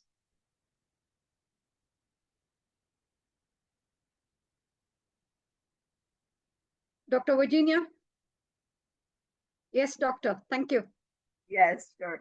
Thank you. I think that again and again in each one of the presentations, we're seeing how we need a multifaceted approach to really address green financing. But I think that one of the really important things that he brought to perspective that we have not heard before is risk mitigation, and that they create these products that will protect the investment. So I think that again and again, we're seeing different aspects of it, but the fact that he talked about effective risk mitigation in renewable energy products is so important, because things will evolve and some things will work and others won't. But nobody will really take the risk if there's not a product that will back up or protect us. So I think that that aspect we had not heard before, and I think that it was right on point. Thank you so much for the presentation. Thank you, Dr. Virginia. Thank you so much. Yes, moving ahead, Madam Ermina, whom are we going to call next? Yes, I'm here. I'm thinking to welcome Dr. Haripriya. If he's there, yes. Dr. Haripriya, are you here? Yes, Haripriya. Yes, ma'am. Yes, ma'am. You are you here? ready? Yes, ma'am. I'm here. Yes, let me introduce you. She's a student on biotechnology, member IGEN, partner IGEN. Welcome. Ma'am? Yes. If you can open your camera. Ma'am, actually, my camera is not working, ma'am. You don't need to open your camera. You can open your presentation if you can. Okay, ma'am. Thank you. Presentation.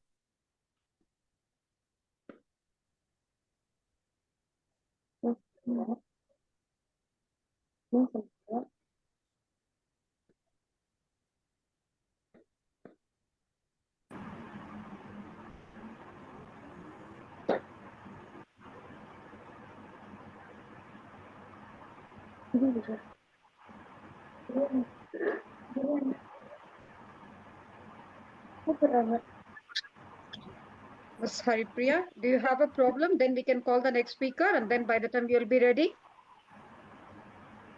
Okay, ma'am. Yeah, sure. Ms. Armina, whom do we choose next? I wish to call Mr. We have Mr. Samrendra Das. If he's here. If he's here, Mr. Samrendra Das. Mr. Bangura. I don't see Mr. Samrendra Das here. And so we'll go ahead with Mr. Bangura. No, and I think just Miss Haripriya we have for presentation. Mr. George is here. Someone else? I'm ready Is as my well, voice madam. audible, ma'am? I'm Zahira. Yes, yes, doctor, you're audible. Yes, ma'am. Can I summarize Suresh presentation, ma'am? Since Yeah. or is next speaker is ready. Okay, fine. Let's keep it very short, ma'am. We finished the summary Okay. with Dr. Virginia because you were not able to come Okay, online. sure, ma'am. But still, we'll do that with you. Let's keep it very short. By the time, if Haripriya, if you can catch up quickly, please. Yeah, if Yes. Haripriya is ready, she can proceed. Yes, ma'am. Dr. Zahira, please go ahead. Okay. So actually, Suresh, your presentation is very well. So you have presented with the financing the complex transition to clean and renewable energy. So he very nicely started with how the public and private can partner and collaborate for the clean and renewable energy and how make the changes in the climate. And also he has very well uh, said that how the government can give incentives to improve this renewable energies, and also he explained about how the investors can come forward and raise funds to give a mini and micro grids to start the clean and green energy funding. And he then continued with how the international collaboration can be done and how the bilateral agreements can be done to get pooled resources and to get global collaborations and financial supports for the clean energy projects, especially in developing countries. So it's very well explained by Suresh, and then he also came for an innovative methods. So nowadays the projects are upcoming by the youngsters, that is we are having a college students and researchers. So if there is a funding agencies to sponsor them to get a good funding, then we can get a good outcome from that. And rather than this, we are also having a risk management. So to overcome this risk management, we have to go for the insurance and guarantees to avoid this renewable energy risk. She also explained about many research grants and having a developing funding. So he listed a few of the research grants, and also he insisted that the education institution should have the awareness for this benefit of renewable energy, fostering the support for policies and projects. So his explanation is very well. Congratulate Suresh for his presentation. Thank you, ma'am. Thank you so much. And yeah, moving ahead, Ms. Armina, I think we should try for Mr. Alimani James Bankura. Mr. Alimani James Bankura, are you around? If you can start your presentation. Mr. Alimani James, are you there? Okay, we'll wait for him to join. And Haripriya, are you ready? Can we go ahead with you? We can go to Mr. George. Yeah, I'm just trying. Ms. Me? Haripriya. Yes, Mr. George, I think you should go on by the time the others will be ready. Okay, perfect. Thank you. Thank you, Mr. George. Please go We ahead can with go your to Mr. George. Ms. Armina will introduce you, and then you can go. Haripriya, Mrs. Haripriya will manage the problem with network. Mr. Can we have the introduction for Mr. George, please, Ms. Armina?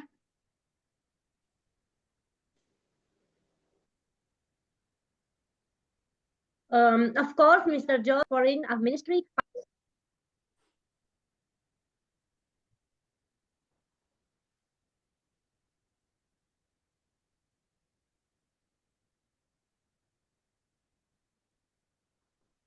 We lost Ms. Armina here. Okay, Mr. George, we welcome you to present. Mr. George Perkilis Heliotis. Hope I'm getting your name right. He's a law student from UCL. Thank you. Can you see Yes, my screen? let me introduce. I don't know if I was here. I was here. No, you were. We lost you in between. Please go ahead, Ms. Armina. Welcome.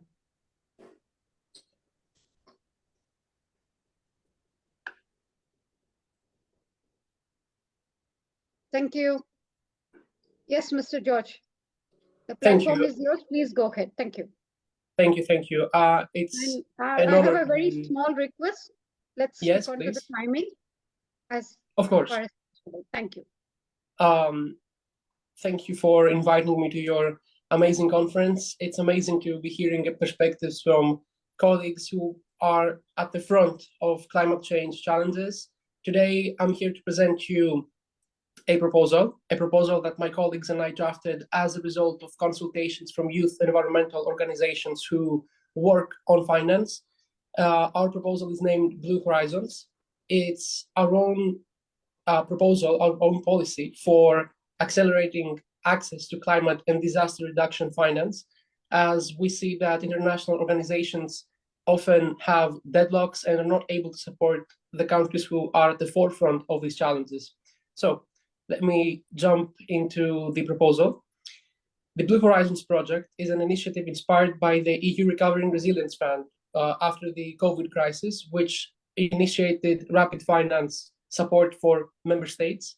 Also, it financed small-scale projects with important developmental impact.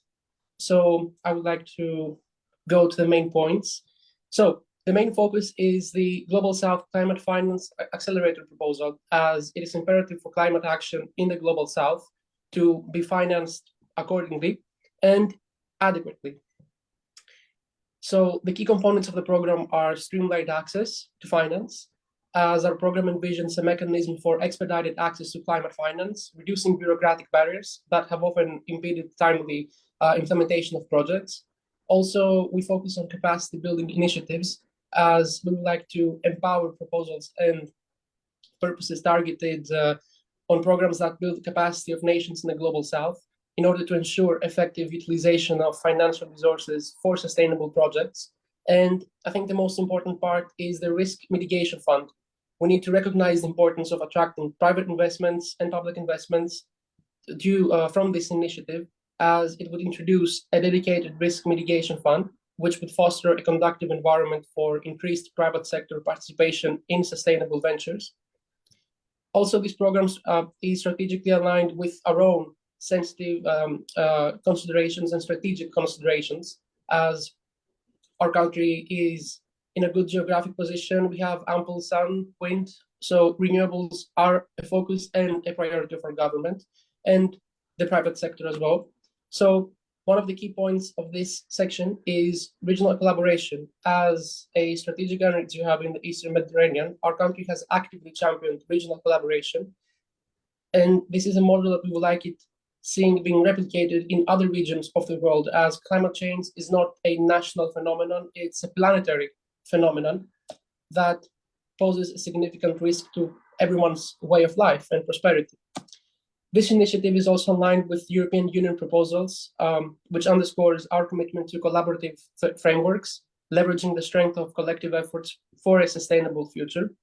Also, bilateral partnerships are an important part of this, and this is something that we will work on as we lobby for the program on civil society organizations, on upcoming UN draft resolutions. We need to take a multifaceted and multidimensional approach towards the implementation of this initiative. Also, our program, of course, is not confined by borders. It's a global endeavor with far-reaching impacts. We emphasize on the points of equitable resource distribution, as we want to stand as a beacon of equitable resource distribution and ensure that funds are allocated based on needs and priorities rather than disproportionate factors or political factors. An important aspect of dealing with climate change is technological and policy transfer, as this initiative supports the transfer of sustainable technologies, emphasizing on the global sharing of expertise to uplift the nations who are in need, fostering a more interconnected and collaborative world. Resilience and adaptability are also important factors of our initiative, as Blue Horizons emphasizes on building resilience and adaptability, acknowledging that environmental challenges are dynamic and require proactive, flexible solutions on a global scale. So our next steps will be to lobby for the implementation of the program, as we would like to engage in diplomatic endeavors, acknowledging the necessity of garnering support and building alliances. Blue Horizons will actively engage in diplomatic efforts to ensure its integration into international agendas. We will also take the same steps during bilateral consultations, engaging with key stakeholders to address concerns most important, to gather insights and tailor the initiative according to diverse perspectives and needs. We will also, in the upcoming months, conduct expert briefings or participate in them as well. which through them we would like to provide and get in-depth insights into technicalities and foster better understanding and support among decision makers and stakeholders. Public and private collaboration is also a strategic aspect of the program, as by forging collaborations with private entities, our program endeavors to amplify its impact, turning visions into actionable projects through a combination of public and private resources. Okay. Our strategic alignment with the program is to conduct collaboration platforms on a regional basis. So we will propose the establishment of regional collaboration mechanisms and platforms involving Greece and other EU member states with countries in the global south. These platforms can facilitate knowledge exchange, joint initiatives, and resource sharing for sustainable development. Also, we will advocate for the specific partnerships between the EU and the countries in the global south, focusing on finance mechanisms, green technologies, renewable energy, and sustainable practices, with Greece playing a central role in fostering these connections. This is my presentation. If you have any questions, don't be afraid to ask. Thank you, Mr. George. That was a wonderful presentation. Thank you so much. Thank you. Yes. We would like to invite Dr. Amarnath Mishra, who has joined us from Amity University as one of the panelists.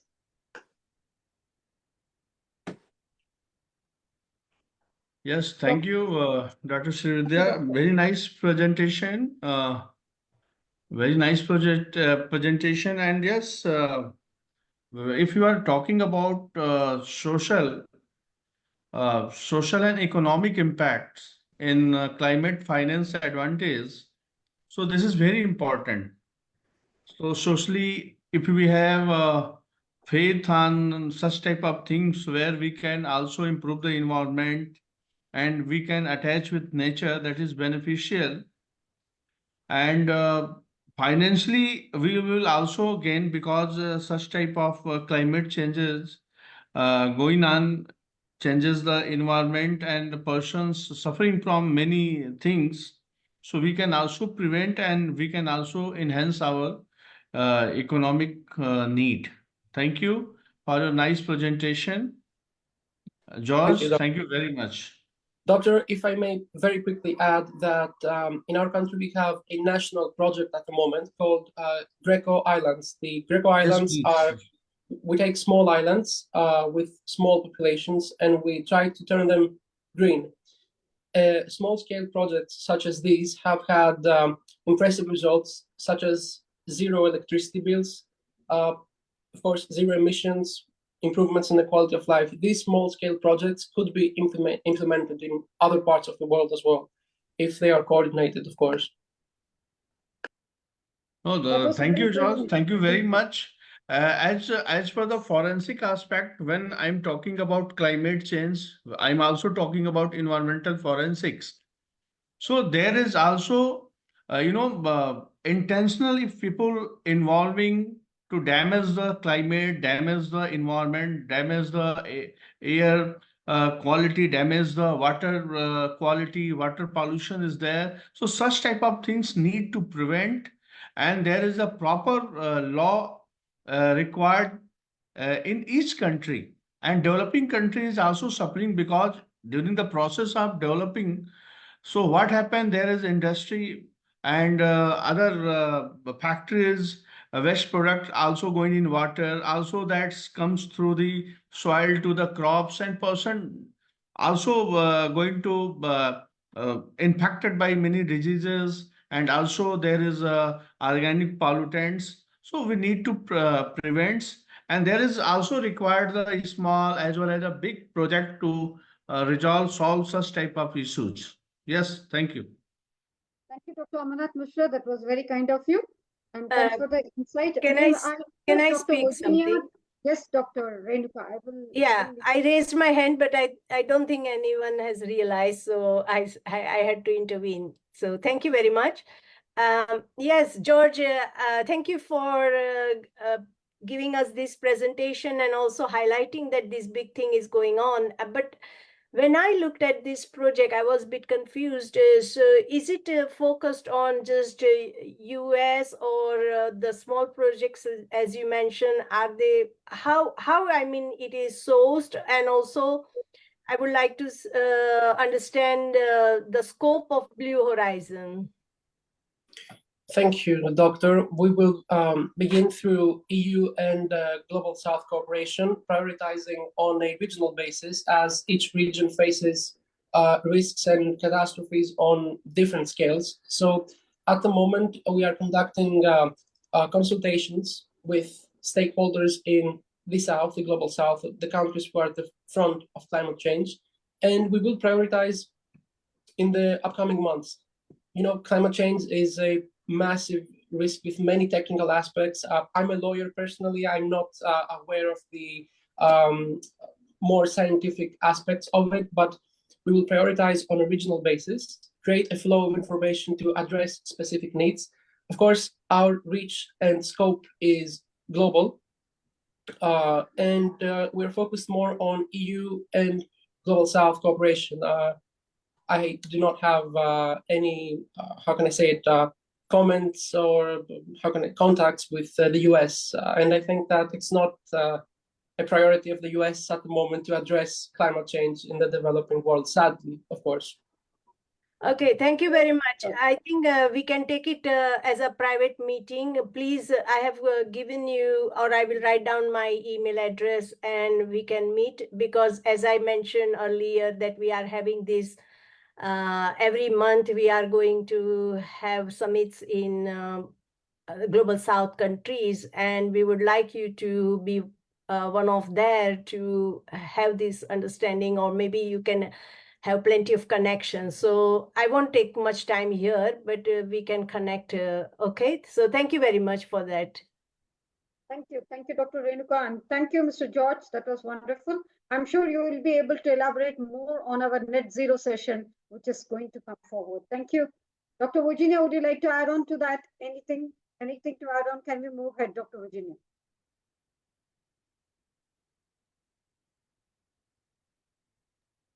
I think that, thank you for the opportunity. I just wanted to say, I want to congratulate this particular presentation because it's actually talking about strategies that are being put into work, right? And how we are really uniting the European countries and how we're actually taking action. An accelerator is actually an organization or a company that helps us expand or move forward in this project. So I want to congratulate you, George, for doing this, because I think that we need to understand that it's not only talking about what we would like to see, we actually have to put strategies that are already working together.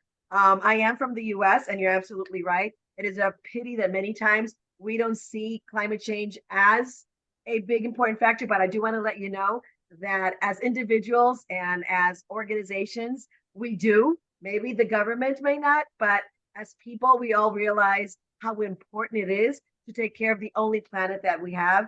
And I have to tell you that there are a lot of projects going into effect, especially organizations like yours that use strategies and actually move forward. So I, again, very, very happy with your presentation because it was very complete and it really helps us understand where we stand and how we can all impact and take part. So thank you again, George. Thank you. Thank you, Dr. Virginia, and thank you, Mr. George. It was wonderful having you here. As I said, you will be able to elaborate more on during our net zero session. Sure. Thank you. Thank you so much. Over to the boss of the day, Ms. Armina, to call Ms. Haripriya. Shall I present? Ms. Armina, can you please introduce Ms. Haripriya so that she can go ahead? Yes, Ms. Haripriya, you can. You are welcome. Ms. Haripriya is student on biotechnology, member IGEN, partner IGEN. Welcome. The stage is yours. Thank you, Ms. Armina. Yes, Ms. Haripriya, you can go ahead now. Thank you.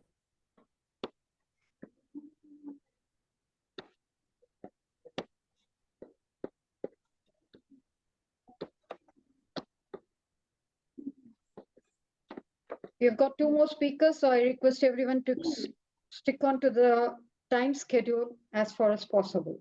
Thank you.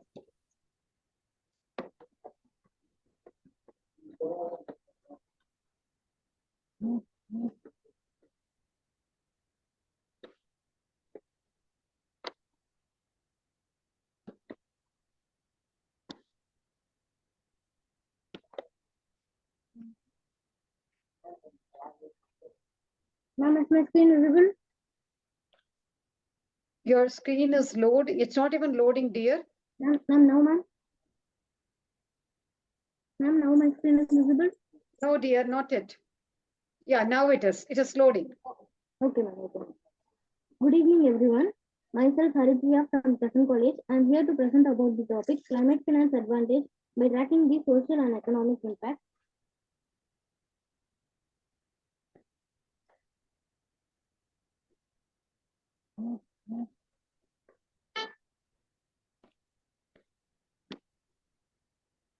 It's still loading. No, ma'am. Yeah, can you it's see? loading. I think you have severe net issues there. No, ma'am. Now okay, ma'am. Now can you see? It's not, it's still loading. Okay. Now can you You see can my presentation? introduce yourself, Ms. Haripriya. Let's see what Yes, ma'am. comes up. Yes, ma'am. I'm S. Haripriya from Present College. I'm member of IGN. Now let us see about the. I'm here to explain about the topic climate finance tracking by tracking the social and economic impact. And here I'm going to discuss about the topics climate finance, the importance of development impacts in climate finance, what are the benefits of economic development, what are the benefits of social development, how does social development support people and programs. Climate finance. First, generally, we can know about the definition of climate finance. Climate finance refers to local, national, or transnational financing drawn from public, private, and alternative sources of financing that seeks to support mitigation and adaptation actions that will address climate change. Climate finance is needed for mitigation because large-scale investments are required to significantly reduce emissions. This is the diagram for climate finance. COP means COP abbreviation is Conference of the Parties. Conference of the Parties abbreviation is Standard Committee on Finance. Ms. Haripriya, I'm sorry to interrupt. Your screen is not loaded, so we are not able to view your screen. You can just elaborate on the topic. Hope you agree. Dr. Zahira, ma'am, is that fine? Haripriya, can able to load it? Yes, ma'am. Or shall I present for you? Ma'am, I'll share again.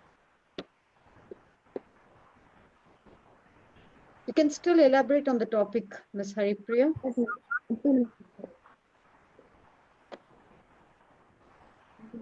Yes, now it's visible.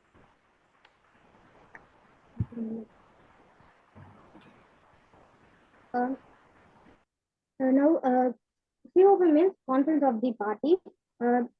Conference of the Parties means Standard Committee on Finance. UNFCCC abbreviation is United Nations Framework Convention on Climate Finance.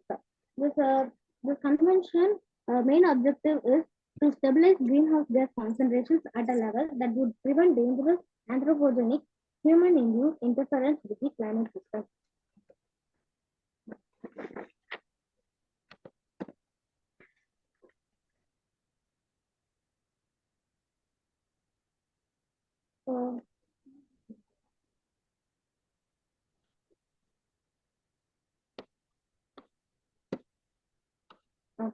Climate. This diagram, this graph depicts climate finance architecture in India. In union budgets, budgetary support to national missions, budgetary support to other climate strategies. State budget, climate funds means NCF, NAF, NDRF, and CAM, CAMFA. It is funded by unit budget and sector. Private climate finance, CDM, debt finance, private equity, venture capital. International climate finance, multilateral funds, bilateral funds, international private finance. This is the graph which depicts international climate finance. Global total climate finance is approximately 340 to 650. All financial flows from developed countries approximately 40 to 175. It flows to developing countries through public institutions. It's approximately 35 to 50. Other official flows approximately 14 to 15. MDB finance approximately 15 to 23. climate-related ODA 26, multilateral climate finance 3.4, UNFCCC funds 1.2. This is the climate finance day. Less than 3% of global climate finance currently flows to Africa. The bank is working closely with the key international climate funds as well as other partners to scale up climate finance on the African continent and to strengthen African institutions to directly access climate funds. This is the climate finance. Recently, in the 8th ministerial meeting of the US-India Economic and Financial Partnership, climate finance has been discussed for the first time. Climate finance, it generally refers to public, private, and alternative financing that is used to support mitigation and adaptation efforts to address climate change. Large financial resources are required to adjust to the negative effects of climate change. Climate finance and UNFCCC. UNFCCC established a financial framework to give financial resources to developing nations. The Kyoto Protocol Adaptation Fund intends to finance concrete projects and programs. Climate financing in India. National Adaptation Fund for Climate Change was established in 2015 to meet the cost of adaptation to climate change. National Clean Energy Fund was created to promote clean energy. Global Environment Fund. Global Environment Fund has served as an operating entity of the financial mechanism since the UNFCCC came into force in 1994. What activities does Climate Finance Fund? According to the latest biennial report from the United Nations Framework Convention on Climate Change, global climate change reached $681 billion, and the categories that received the most investment include climate change resilience, energy efficiency, sustainable agriculture, renewable energy, conservation of biodiversity, climate change mitigation, sustainable transport, adaptation to climate change. Uses of climate finance.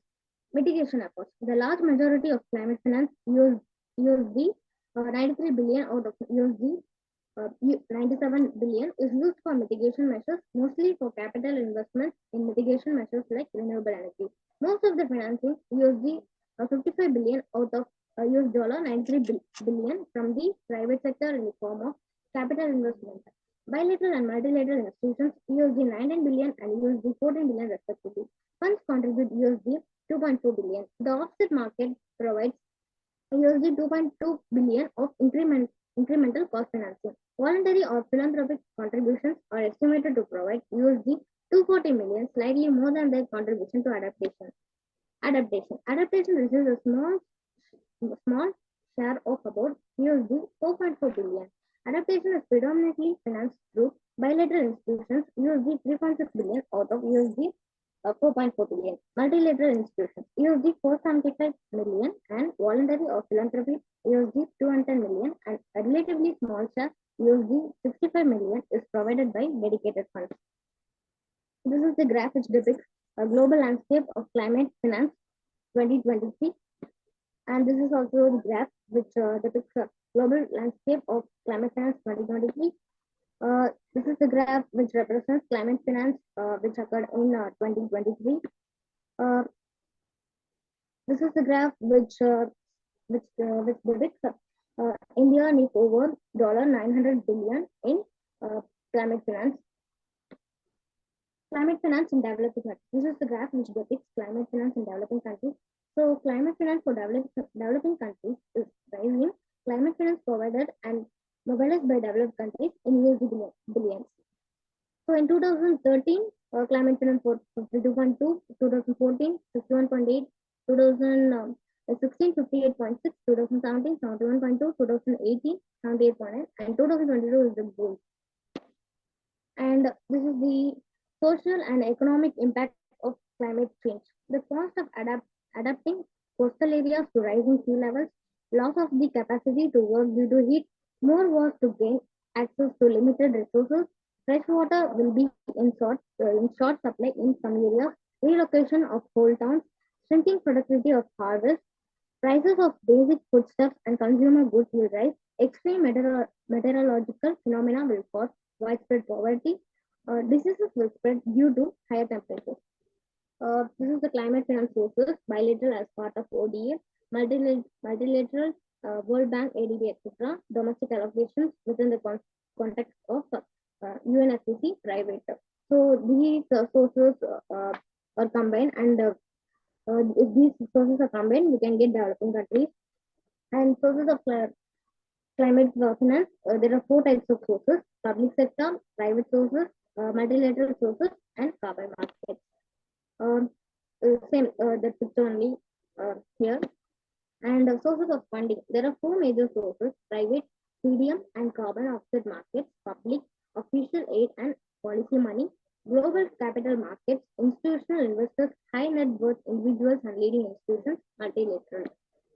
Uses of funding, enabling policies, legislation, institutions, and markets; adaptation and mitigation; catalyze transformational private and public investments and department programs; low carbon technologies, renewable energy, energy efficiency, industry, transport, buildings; terrestrial carbon, agriculture and forestry; climate resilience practices, agriculture; support research, development, and deployment of new technologies. The importance of development impact in climate change. Evidence shows that pursuing low emission and climate resilient growth is the best way to unlock lasting socio-economic and environmental benefits. To help expand the knowledge base in this area, CIF launched a new workstream in 2019 called Social and Economic Development Impacts of Climate Finance. It is aimed at better understanding and reporting of social and economic development impacts linked to CIF climate programs. Social impacts are experienced by people or community. The social impacts are health and safety, livelihoods, wealth, and quality of life, access to essential services. Economic impacts contribute to economic growth. The economic impacts are employment opportunities, economic value added. GDP means gross domestic product. Environmental impacts conserve or protect natural resources. Environmental impacts are water, ecosystems and biodiversity, soils and crop productivity. Market impacts contribute to systemic improvements. Market impacts for energy sector security and resilience, competitiveness and industrial development, inclusiveness and energy justice. What are the benefits of economic development? An economic development policy can be beneficial and can provide industry leaders with the information to invest in low tax and high opportunity properties, increase quality of life, job creation, tax revenue, better infrastructure, attracts investment, supports local economy, independence from government. What are the benefits of social development? Social development seeks to improve the ability of people disadvantaged on the basis of their identity to take part in society. The World Bank focuses on social inclusion at every stage of result-based climate finance programming, from upfront engagement and investment in communities to enable their participation in emissions reduction activities. How does social development support people and programs? Social development in emission reduction programs is about ensuring marginalized communities and disadvantaged groups have a voice in the planning and implementation of initiatives and equal access to benefits. These groups are motivated to maintain or achieve high quality emission reductions that pass rigorous verification processes. Well-defined inclusive emission reduction programs give marginalized communities. Emissions reduction programs also generate non-carbon benefits. Conclusion: there is still time to avoid the worst impacts of climate change if we take strong action now. The scientific evidence is now overwhelming. Climate change is a serious global threat and it demands an urgent global response. Thank you. Thank you, Ms. Haripriya. I have a question here. Ms. Haripriya, I could understand that you're a student. Yes, ma'am. So which is the course that you're doing and which is the level? BSc Biotechnology, ma'am. BSc Biotechnology, first year? No, ma'am, third year. Third year. So you're 19 years old now. No, ma'am, 21. 21, okay. Yes. But still, for a 21-year-old, that was a very powerful presentation. Thank you. And I wish next time if you can be a little audible and little louder. So the main thing is the purpose of this forum is to communicate the message that our purpose, our presence here, our support is to reach your voices to where it has to be heard. So I wish, and I would really love to have you for the forthcoming sessions, being you much louder and more bold enough to present. And definitely it was a wonderful presentation, Haripriya. It had all its content, and also you did not give up. He was so resilient, saying that, ma'am, I will present. I will present. Just give me a chance. That time I didn't. I had internet problem. So it was really motivating, not only for you, but for us too. Thank you. Thanks for having you here on this forum. It was wonderful. And may I welcome Madam Zakira to give us a summary of this presentation. Thank you so much, ma'am. Please go ahead. So Haripriya, your presentation was very well. Thank you, ma'am. You have presented on climate finance advantage by tracking the social and economic impacts. So you have very well explained, started with large scale investments and requirements to significantly reduce the emissions. So it is a very good topic you have started with. And then you have also given the climate finance architecture in India by mentioning the union budget, state budgets, and also the climate funds which is allotted in India. And then you also explained very well about the international finance which is allotted in billions for our climate finance. So you also pointed out how this finance are funding. So different activities like climate change resilience, and they are supporting the sustainable transports, and they are also used for renewable energies, sustainable agriculture, energy efficiency. So like various fields, they are having a funding. So very well pointed out, and also you have pointed out the uses of this climate fund. So majority of this climate fund in US, they are using a 93 billion US dollars out of a 97 billion dollar for mitigating these measures. So this is mostly for capital investment in mitigating measures like renewable energy. So it is very well explained by you. And then also the financial graph what you have explained from 2012, it is $364 billion, and now by 2022 and 2023 it is increased to $1,000 billion. It is a drastic change for this 10 years. And also you have explained that by 2030 our target of India need to be $900 billion to be financed for this climate change itself. So it will be a great change for these developing countries. And also as a climate supporters, we have to support this. And also it should be pointed out to the researchers to make a low carbon technologies and to invest more in R&Ds. So if investors come forward to do this, then we can easily obtain this, so that we will have a benefits of increased job, quality of life, better infrastructures, and we can have a support of a local economy, and we can have a independent from government to have a better infrastructure for this electricity, sir. Thank you, Haripriya, for concluding things, and concluding that you also explained that climate change is a serious global threat nowadays. So we as you as youngsters, and we have to support this, and we have to make this clear in future. Thank you. All the best. Thank you. Thank you. Thank you, Dr. Zakira, and thank you, Ms. Haripriya. Really appreciate it. Thank you. May we Thank have you, some ma'am. few words from Dr. Virginia, please? Well, thank you. And this is very short and very sweet. I want to say that obviously our topic is financing green and making sure that it's all allocated to climate change. But you said something that's very important, and it's social development and how that really impacts. So I want to keep that on the parking lot and really think about how our social development and the investment in social development is so important. It could go well, or it could be very negative. So we need to make sure, because through social development, we create consumption patterns, urbanization, education, and awareness. There are different things. So not only money to really help us in that area, but also how do we impact people and the way people do things. So thank you so much for such a thorough presentation. Thank you, Dr. Virginia. Yes. That was a very quick and quintessential summary. Thank you, Dr. Virginia. Thank you. Over to the boss of the day, Madam Ermina. So are we going to fish Yes, around I did. now? I'm here. Yes. I think all the speakers was today was here, and we can ask some summarize now we can open the of forum the day. to the, yeah. We still have not covered one particular pointer. That's COP in measuring, reporting, verifying, and extending support provided to developing countries. So is there anyone who would like to take the pointer? That is maybe COP. Sir Bishnu, Dr. Bishnu is here. Maybe Dr. Bishnu is here in measuring and reporting, verifying, and extending support to developing countries. Mr. Samuel Aliko, I could see a lot of messages in the message box there. Mr. Chavo is joined, so he will take up his pointer now. I think we need to invite him quickly. Mr. Chavo is the last speaker for the day, and he has joined now.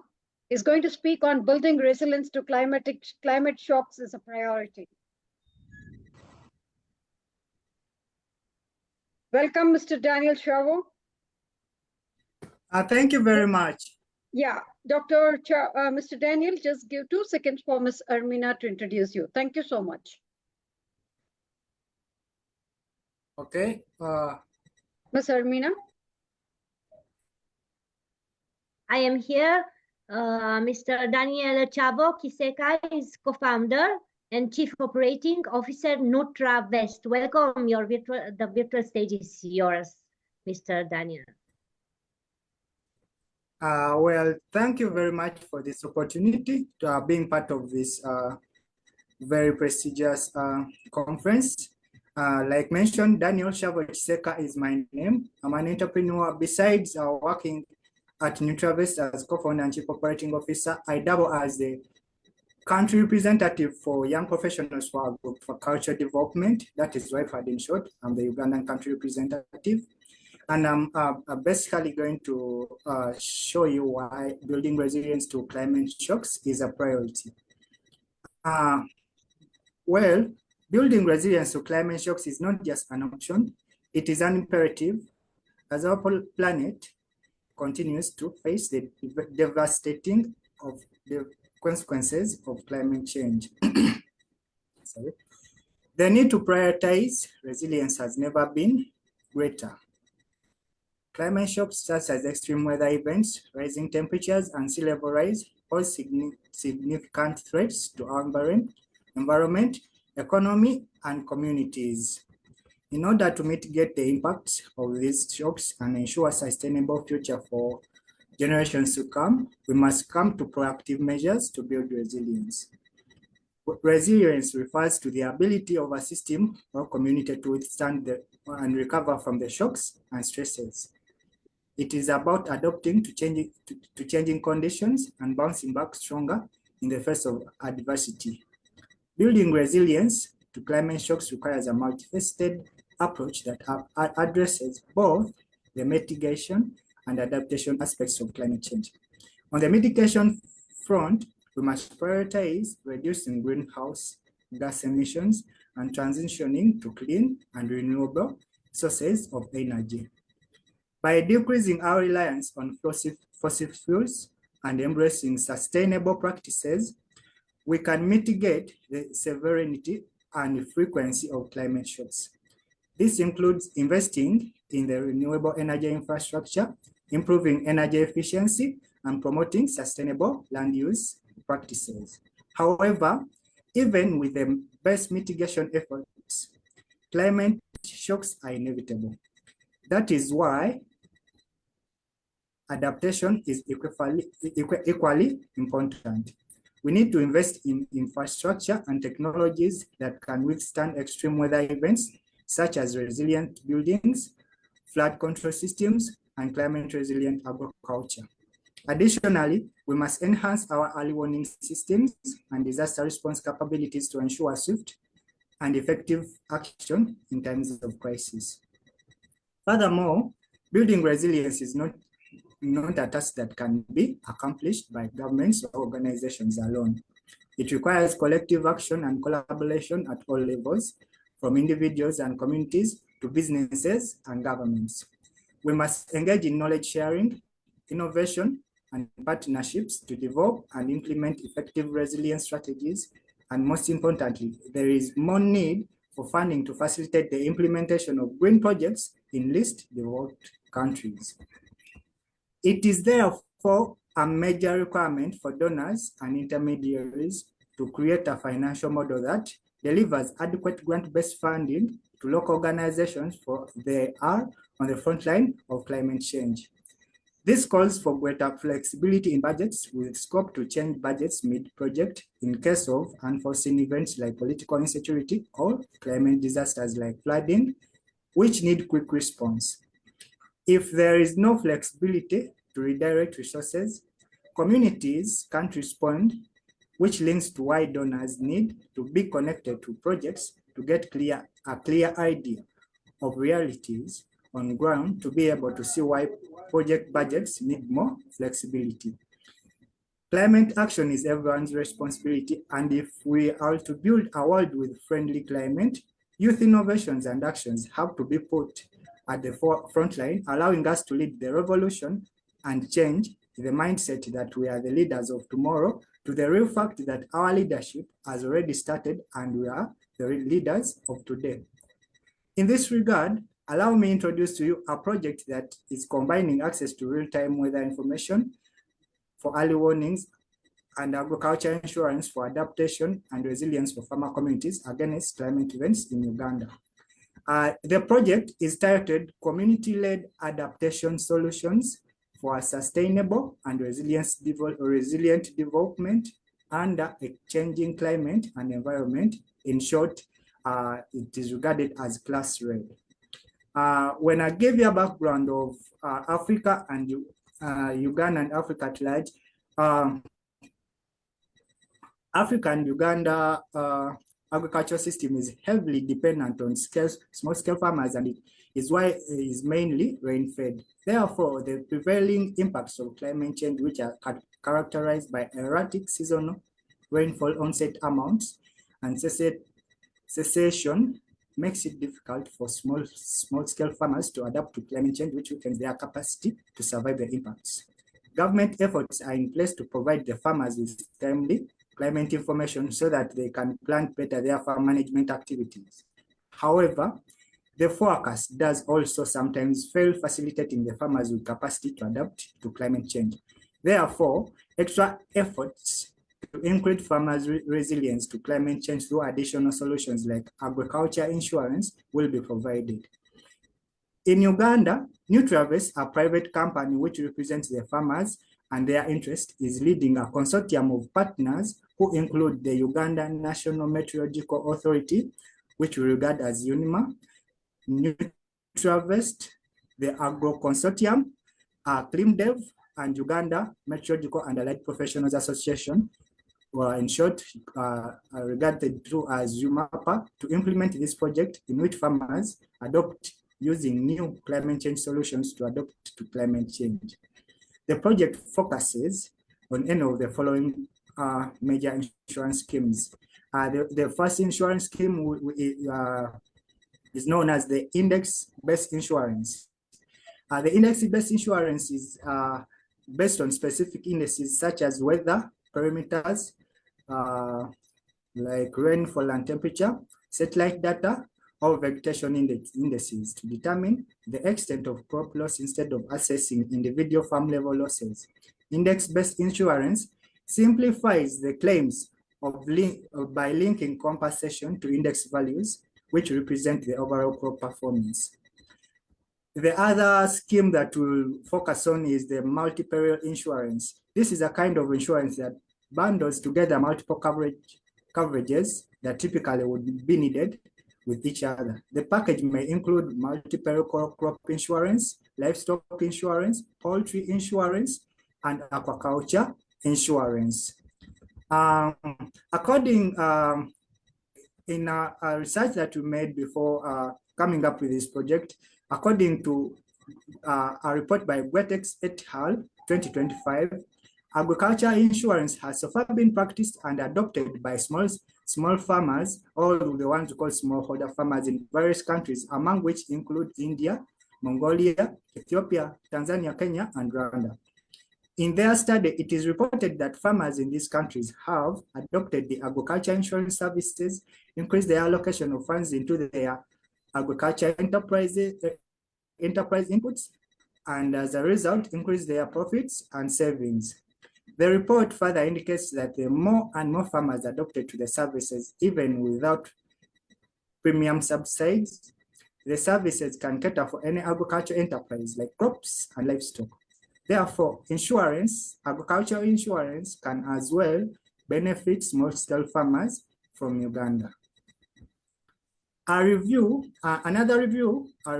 by FAO 2019 in their handbook. The 2019 handbook on climate information for farming communities reveals that the success of the crop and weather insurance scheme is closely linked with the availability of climate information. The production of this climate information requires the functionality of weather stations established in the beneficiary communities. The weather data from the stations help in determining the compensation threshold for the insurance schemes and also ensure right decision-making for the farm enterprise. Weather, climate, and forecast, weather and climate forecasting. This is another report by Holger Minke, 2010, says it is one of the most risk management tools, sometimes play an important role in decision making. The main when look at the objectives of the cluster project proposal, the main objective of the proposal is to increase farmers' capacity to adapt to climate change. However, there are specific objectives that include increasing awareness of 20,000 smallholder farmers to climate solutions like agriculture insurance, increasing the number of farmers accessing weather and climate information, providing farmers with weather and climate information, enrolling farmers in agriculture insurance, increasing the number of farmers adopting to agriculture insurance by 20,000 farmers, and monitoring the use of agriculture insurance by the 25,000 farmers. Some of the outputs that we expect in this project include registering at least an 80% of the 20,000 farmers being sensitized in agriculture insurance, 85% of the 25 farmers being provided with agriculture insurance services, and 20,000 of the 20,000, 80% of the 10,000 farmers will be given more access to climate and weather real-time climate information, and they will be monitored as well. Some of the main activities that will take place while the project is underway include Nutrabase leading the sensitization and training of farmers in using the climate change solutions, registering the farmers to implement the climate change solutions, and monitoring the farmers' adaptation and monitoring the farmers' adaptation to insurance services. The Uganda National Meteorological Authority, UNIMA, will install rainfall stations, make ongoing weather observations, and produce weather statistics for each community. The Insurance Regulatory Authority, which is a government agency as well, will produce and regulate the threshold for compensations. Insurance companies under the Agro Consortium will offer the premiums, and routinely the project team will evaluate the progress. The project management include Nutrabase, a private company which has established a network of 12,000 smallholder farmers in 4 and 3 regions of Uganda. Uganda has 4 regions, and we have so far been worked in 3 regions of the country. And Nutrabase will lead conducting the training of farmers in the use of climate information and agriculture insurance. The Uganda National Meteorological Authority government agency will provide the weather and climate services, among which includes statistics for each beneficiary community, the rainfall stations for observations. The Insurance Regulatory Authority will provide the threshold, and then financial institutions in Uganda will have what we call SACCOs. In full, they are saving and credit cooperative societies working in hand with banks will handle the saving and credit services for the farmers. The farmers that we are going to work with are spread in 7 different districts in Uganda that include Mbale, Buyukwe, Mityana, Wakiso, Arua, Lila, and Kasese.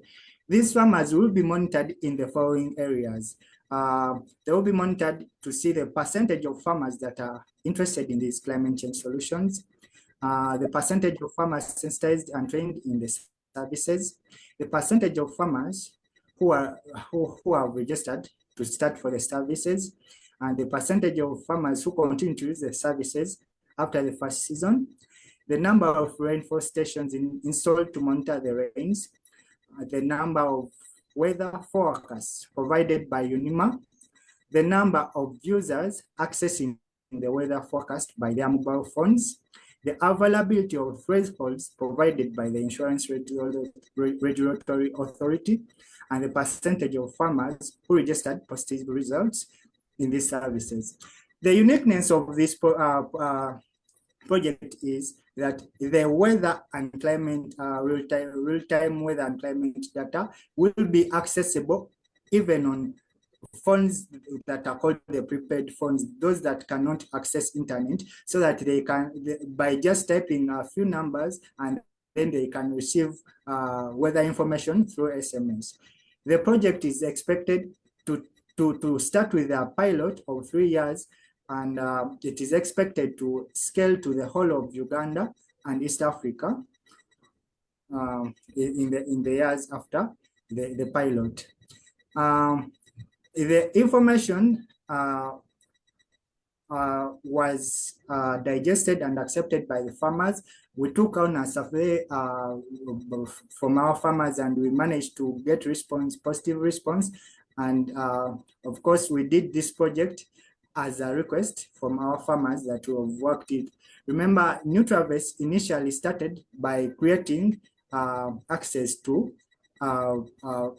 fair markets to the smallholder farmers. It is from that experience that we have earned their trust, and we have gone ahead to identify other challenges that they are facing, which include climate change, and the major challenge is the ignorance for their climate information. So we are creating knowledge to climate information and resilience as well.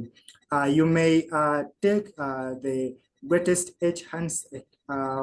I will be sharing with you the links to the research books and reports that we use to combine this kind of information to come up with the class-read proposal. In my conclusion, I would say that building resilience to climate shock is not just a priority, it is a moral obligation.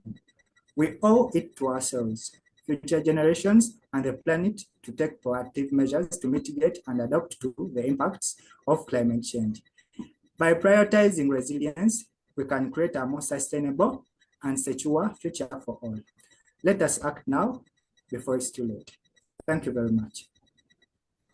Thank you, Mr. Daniel. That was a wonderful presentation, and definitely you have shared a lot of knowledge about your country and about the resilience towards the climatic adaptation and climatic finance thereby. And may I request Dr. Virginia to summarize the presentation if it's possible? Sure. I actually very, very impressed with what NutraVest is doing in Uganda and in Africa. They are mostly an agri-tech company. So like he said, they learned a lot from what they initially did, and their focus on smallholder farmers is really important. We need to realize that if we don't have farmers, we don't have food. And if we don't have food, we don't have a planet. So it's so important that we're focusing on the right people. I think also that the fact that you're accelerating and really value chain in Africa is so important, knowing that Africa is so big and that mostly, like you said, agriculture is so important. But there are two aspects that I think that you're doing wonderfully, and I think that are key. Number one is insurance, really providing and explaining why we need insurance, right? And making it accessible. You said 85% of the people that you serve are participating in this insurance, and that is key because we don't really know what happens with climate. You know, climate change is exactly that. And then you also talked about resilience. And I think that resilience comes with your whole weather forecasting. If we know and we're able to forecast ahead of time what's happening, we can definitely plan in real time. So there were two great things that I really captured. A lot of everything, I mean, you're doing so many best practices. So I want to congratulate the company. But I think that these are two things that we really haven't heard before. and that's weather forecasting and how important it is to get it to our farmers. And the other one is making sure that they understand why insurance is important and having access to that. So thank you so much. Thank you. Thank you. It was great, Daniel. Thank you so much for sharing all that information. Thank you, Mr. Daniel, for that insightful presentation, and for Madam Virginia for that summing up. That was a wonderful summing up, and we could really, we learned quite a lot from you. Thank you. Well, moving ahead, I think Mr. Chikumbi is still waiting. Mr. Chikumbi, would you like to present yourself, Mr. Chikumbi? Hope everything is sorted at your end. Yes, everything is now okay. Okay, you can go ahead with your presentation, please. And time limit, Okay. please stick on to the time limit because. Okay. Yeah. Okay, let me share my document, my screen first.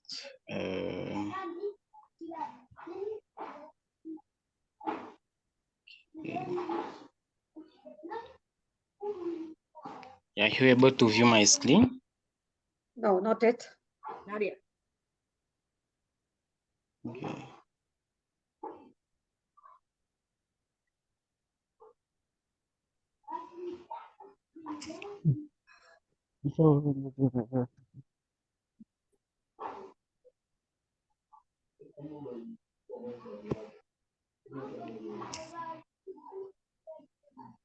Not yet? Not yet. Oh my God, what is the problem here?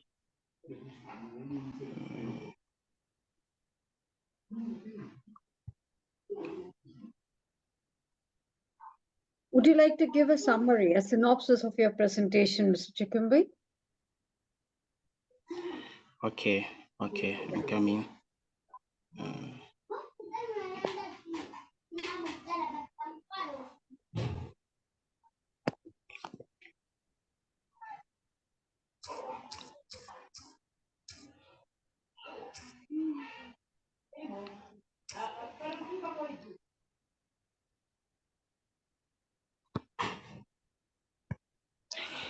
Okay, so the summary. The pointer is assisting in improving coherence and coordination in the delivery of the climatic change. Okay, the topic I was given to present on is climate finance advantage through the tracking of social and economic impacts, which that other presenter talked about. Yes, that's the topic on which I got prepared. Yeah. Please go ahead. Yes. So climate financing has been defined already as the allocation of funds towards projects and programs that are aimed at mitigating climate changes. So it is very, very much important knowing that the importance of this climate financing, it brings about stakeholder engagement. Yes. Then it also brings about accountability. Yes, among these other issues. Then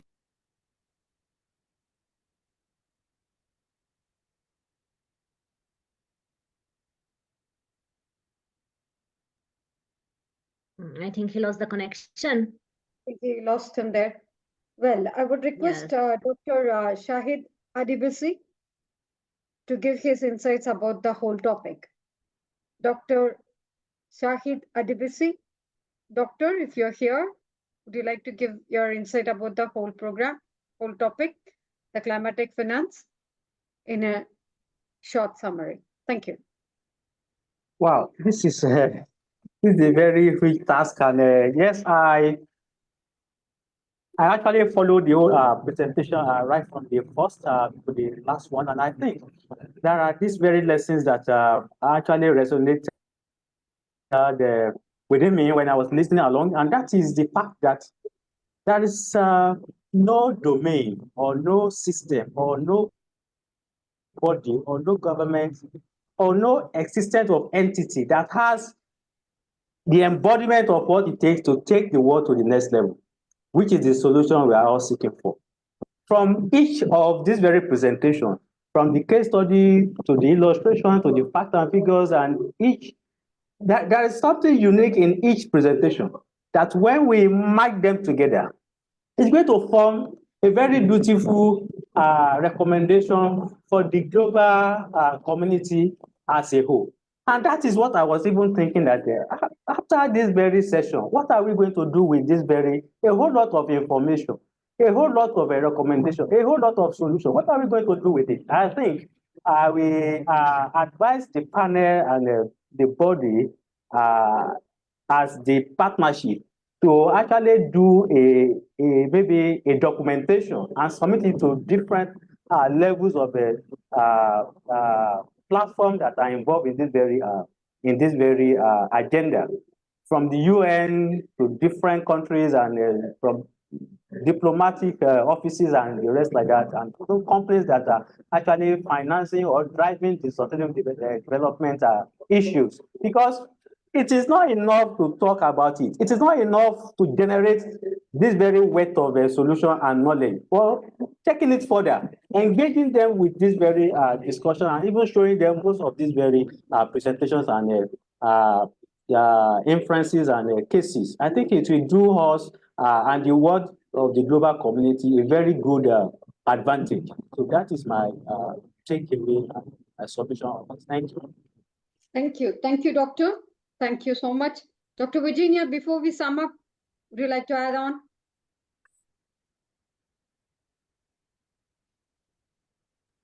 Okay.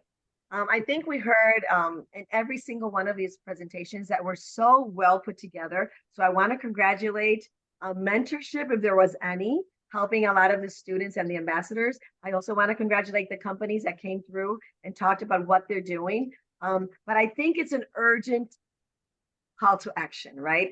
And definitely everything has an investment amount that is allotted to make things happen. Sometimes we think that money isn't everything, but unfortunately, it gives us freedom to make decisions that will really help us and be to our best interest. So definitely investing in green finance, which is what I call it, but again, climate change and investing towards that is so important. But again and again, we realize that this is a touch and go. Some things will, okay, I think we have them back. Yeah.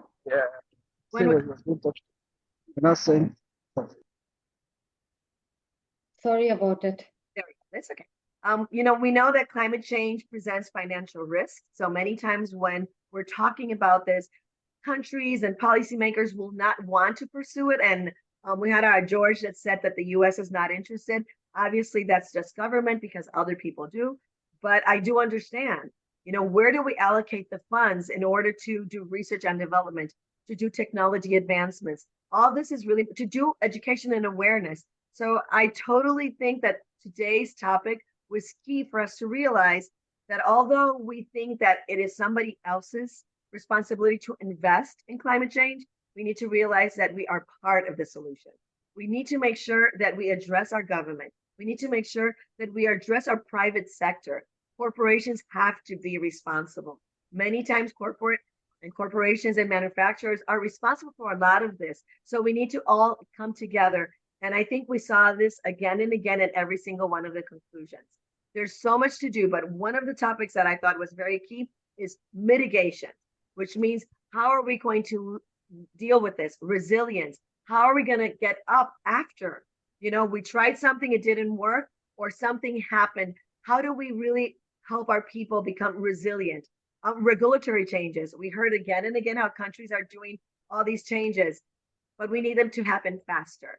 And this is going towards 2030, but we're all feeling the effects of climate change. So today it was just on point. Every single presentation was key. And I want to congratulate everybody, especially you, Dr. Shabidia, because this is an important topic to take time to discuss. So thank you all for being here today because it's an investment in all of us. Thank you. Thank you, Dr. Virginia. Yes, before we move ahead, yes, that's very true. I do agree with you. Like when we talk about finance, people are more cautious because it's one word that revolves the whole world in its thumb. Hope everybody will agree with me and such that. And also as a thumb, what's the purpose of the thumb? it brings all the 4 other fingers into the fold. So what are the factors that revolves around it? This thumb is the one which makes it happen and it brings it into the fold. So likewise, this climatic finance, the thumb, the real thumb that really make things happen, is a term that has a broad and narrow uses. Like in the broader sense, as we have seen today, this is my takeaway. I'm sorry, our takeaway on this platform with all the eminent speakers who have spoken for nearly about 2.5 hours now. So in its broad sense, it refers to an enterprise that uses financial institutions and technologies to advance the cause of environmental sustainability, such as by developing and deploying the use of renewable energy sources. That's what they were mentioning about. So in its narrow usage, the climatic finance refers to the transfer of the capital from the developed to developing nations in adherence to the international agreements such as 2016 Paris Agreement. So our key takeaways of today are that the climatic finance is a broad term that can refer to either through the role of the finance in facilitating the efforts to address the climatic change or to the obligations owned by the richer nations to the poorer nations. So discussions around the climatic finance are increasing in its importance with all those graphs and presentation by graphs and also about the strategies and the statistic data that they have been presenting as the world wrestles with the climatic changes, visible and severe effects. So the climatic finance is used to incentivize the investment and the development of the renewable energy infrastructure, sustainable agriculture, and other adaptations relating to soil and water and all other adaptations which are related to the climatic change. Last but not the least, many argue that the developed economies should subsidize the adoption of the environmental friendly energy sources by developing nations along with the other such investments. We have seen few more examples from different countries, few examples, and each one of them are presented so well. So the 2 different scenarios for each forecast is at least $113 billion to a climatic finance through 2025 was a graph that was showing about in almost about 3 or 4 of the presentation. So understanding climatic finance is that the climatic change is a long-term progression. It is for ages that we're talking about, and definitely on this platform, we have added a small fire into big one. That's what is the thing. The small spark that we have added today, it will really grow up big and it will really make things happen. So the progression of the patterns towards the world's climate. These changes are commonly related to human activities and the use of non-renewable resources like fossil fuel. And these resources are help to raise the Earth's temperature by releasing the green gases into the atmosphere. So the climatic finance is a way for the individuals and the nation to fight the climatic change. So in the most general sense, the climatic finance refers to the any type of financing used to tackle the climatic change, and the financing normally take place in municipal, national, state, and national and international and the global level, comes from various sources, both private and public. So there are 2 different scenarios that has been modeled to estimate how much money is being developed by the countries would contribute to the climatic financing initiative. One scenario estimated about $113 billion spent through 2025. Another estimates about $117 billion, which is going to be spent for the year 2025. Let's see, keep our fingers crossed, moving ahead. So not going into the very scrupulous data of exactly what is this dollars are about.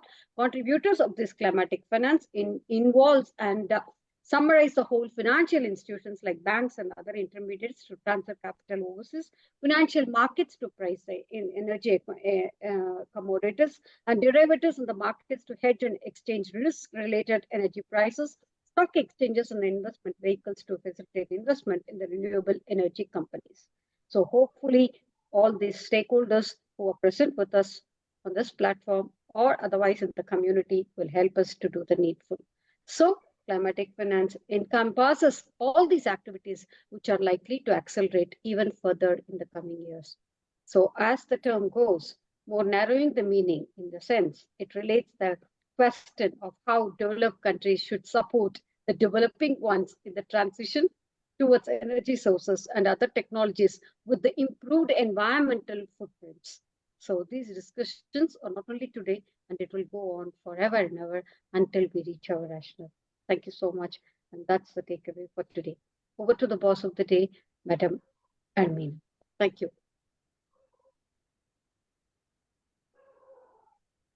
Congratulations for this initiative, my dear Fidia. Congratulations to all the team. I would like to express my sincere gratitude to the entire team of this innovative project and to all the organizations present here, International Internship University, IIU, GSFN, IGN, USLAN, and RMD. I also want to congratulate and to all the panel of experts, Mr. Bindalal, Dr. Nada Ratkovic, Dr. Lakshmi, Dr. Temiado Adoluju, Dr. Inga Karchilava, and Dr. Zahira. Also, congratulations to all the speakers present today here, Dr. Mohamed Fahim Ahmed, Dr. Atia Hussain, to Dr. Tanush, Dr. Chilombi Muafi. Even he couldn't talk, he was here present, and he couldn't share, share some ideas with us, and it's very important. Natasha Ezera, Denemia Bejuliane, Clide Odiambo, Alimani James Bangura, Mr. Suresh Sestari, Samrendra Das, Dr. Vishnu Pada Bose, Miss Haribdia, Venan Zamdora, Mr. George Petlis Heliots, and Mr. Daniel Chavo Kiseka. Thank you. Great presentation for all of you, and thanks to also to the audience. Indeed, climate finance help countries reduce greenhouse gas emissions, such as by funding renewable power like wind or solar. It also helps community adapt to climate change impacts. Introducing climate resilient seeds, for instance, means farmers, despite droughts and other extreme weather, keep producing food and earning income. Was an idea that I like it so much. Thank you, because you was with us today, and thank you again, and congratulations, dear Shridia. Thank you so much. So I think it was a wonderful session. I'm so happy about it. And definitely, like, I think we owe a big thanks to Ms. Ermina for doing such a wonderful job today, taking up the burden from Madam Sandhya Balaji. And thank you so much, Ms. Ermina. Thanks for being such a beautiful host today. My pleasure always. For all the audience, Dr. Virginia, you are so exclusive in your own way, and no words to express my gratitude to you. Dr. Saeed Adibisi, hope your presence, your presence on the screen was such a big support to us. So no words to take your inferences and your insights, and definitely it's a knowledge sharing. And all our beautiful speakers for today, they are students. I'm so proud to call myself an educationalist because I'm so passionate about education. Likewise, when as an educator, hope everybody will agree with me, almost every one of us is an educator. When we see students speaking, that gives a sense of satisfaction, such that we could see the younger generation coming up and expressing their views. That's the main rationale of this, giving an opportunity for the younger generation to voice out the views and to take them lead to do the things, to spur into action. That's what the whole forum is all about. And I think we are achieving our rationale. And I love this beautiful team. Hope I love to work with you all, and such a thanks to God for giving me such an opportunity, and in gratitude always with each and every one of you. Thank you so much. Until we meet next Saturday for one more session on renewable energy. Thank you. Thank you so much, madam. Thank you so much.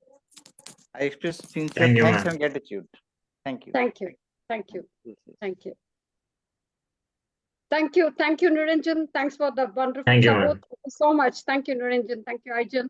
Thank you. Yeah. Thank you, Dr. Vishnu. Thank you, Dr. Zahira. Thank you, everyone. Thank you. Thank you. Thanks to each and every one of you. Each and every one of you. Thank you so much. Thanks for IIU for being such a soulful partner. I can't call you as a community partner anymore. Thank you. Thank you so much. Next topic for conference. Next topic. Next renewable source, renewable energy resource towards sustainability. Yeah. Thank you so much. Thank you. Sure. Thank you. Thank you so much. Thank you. Thank you.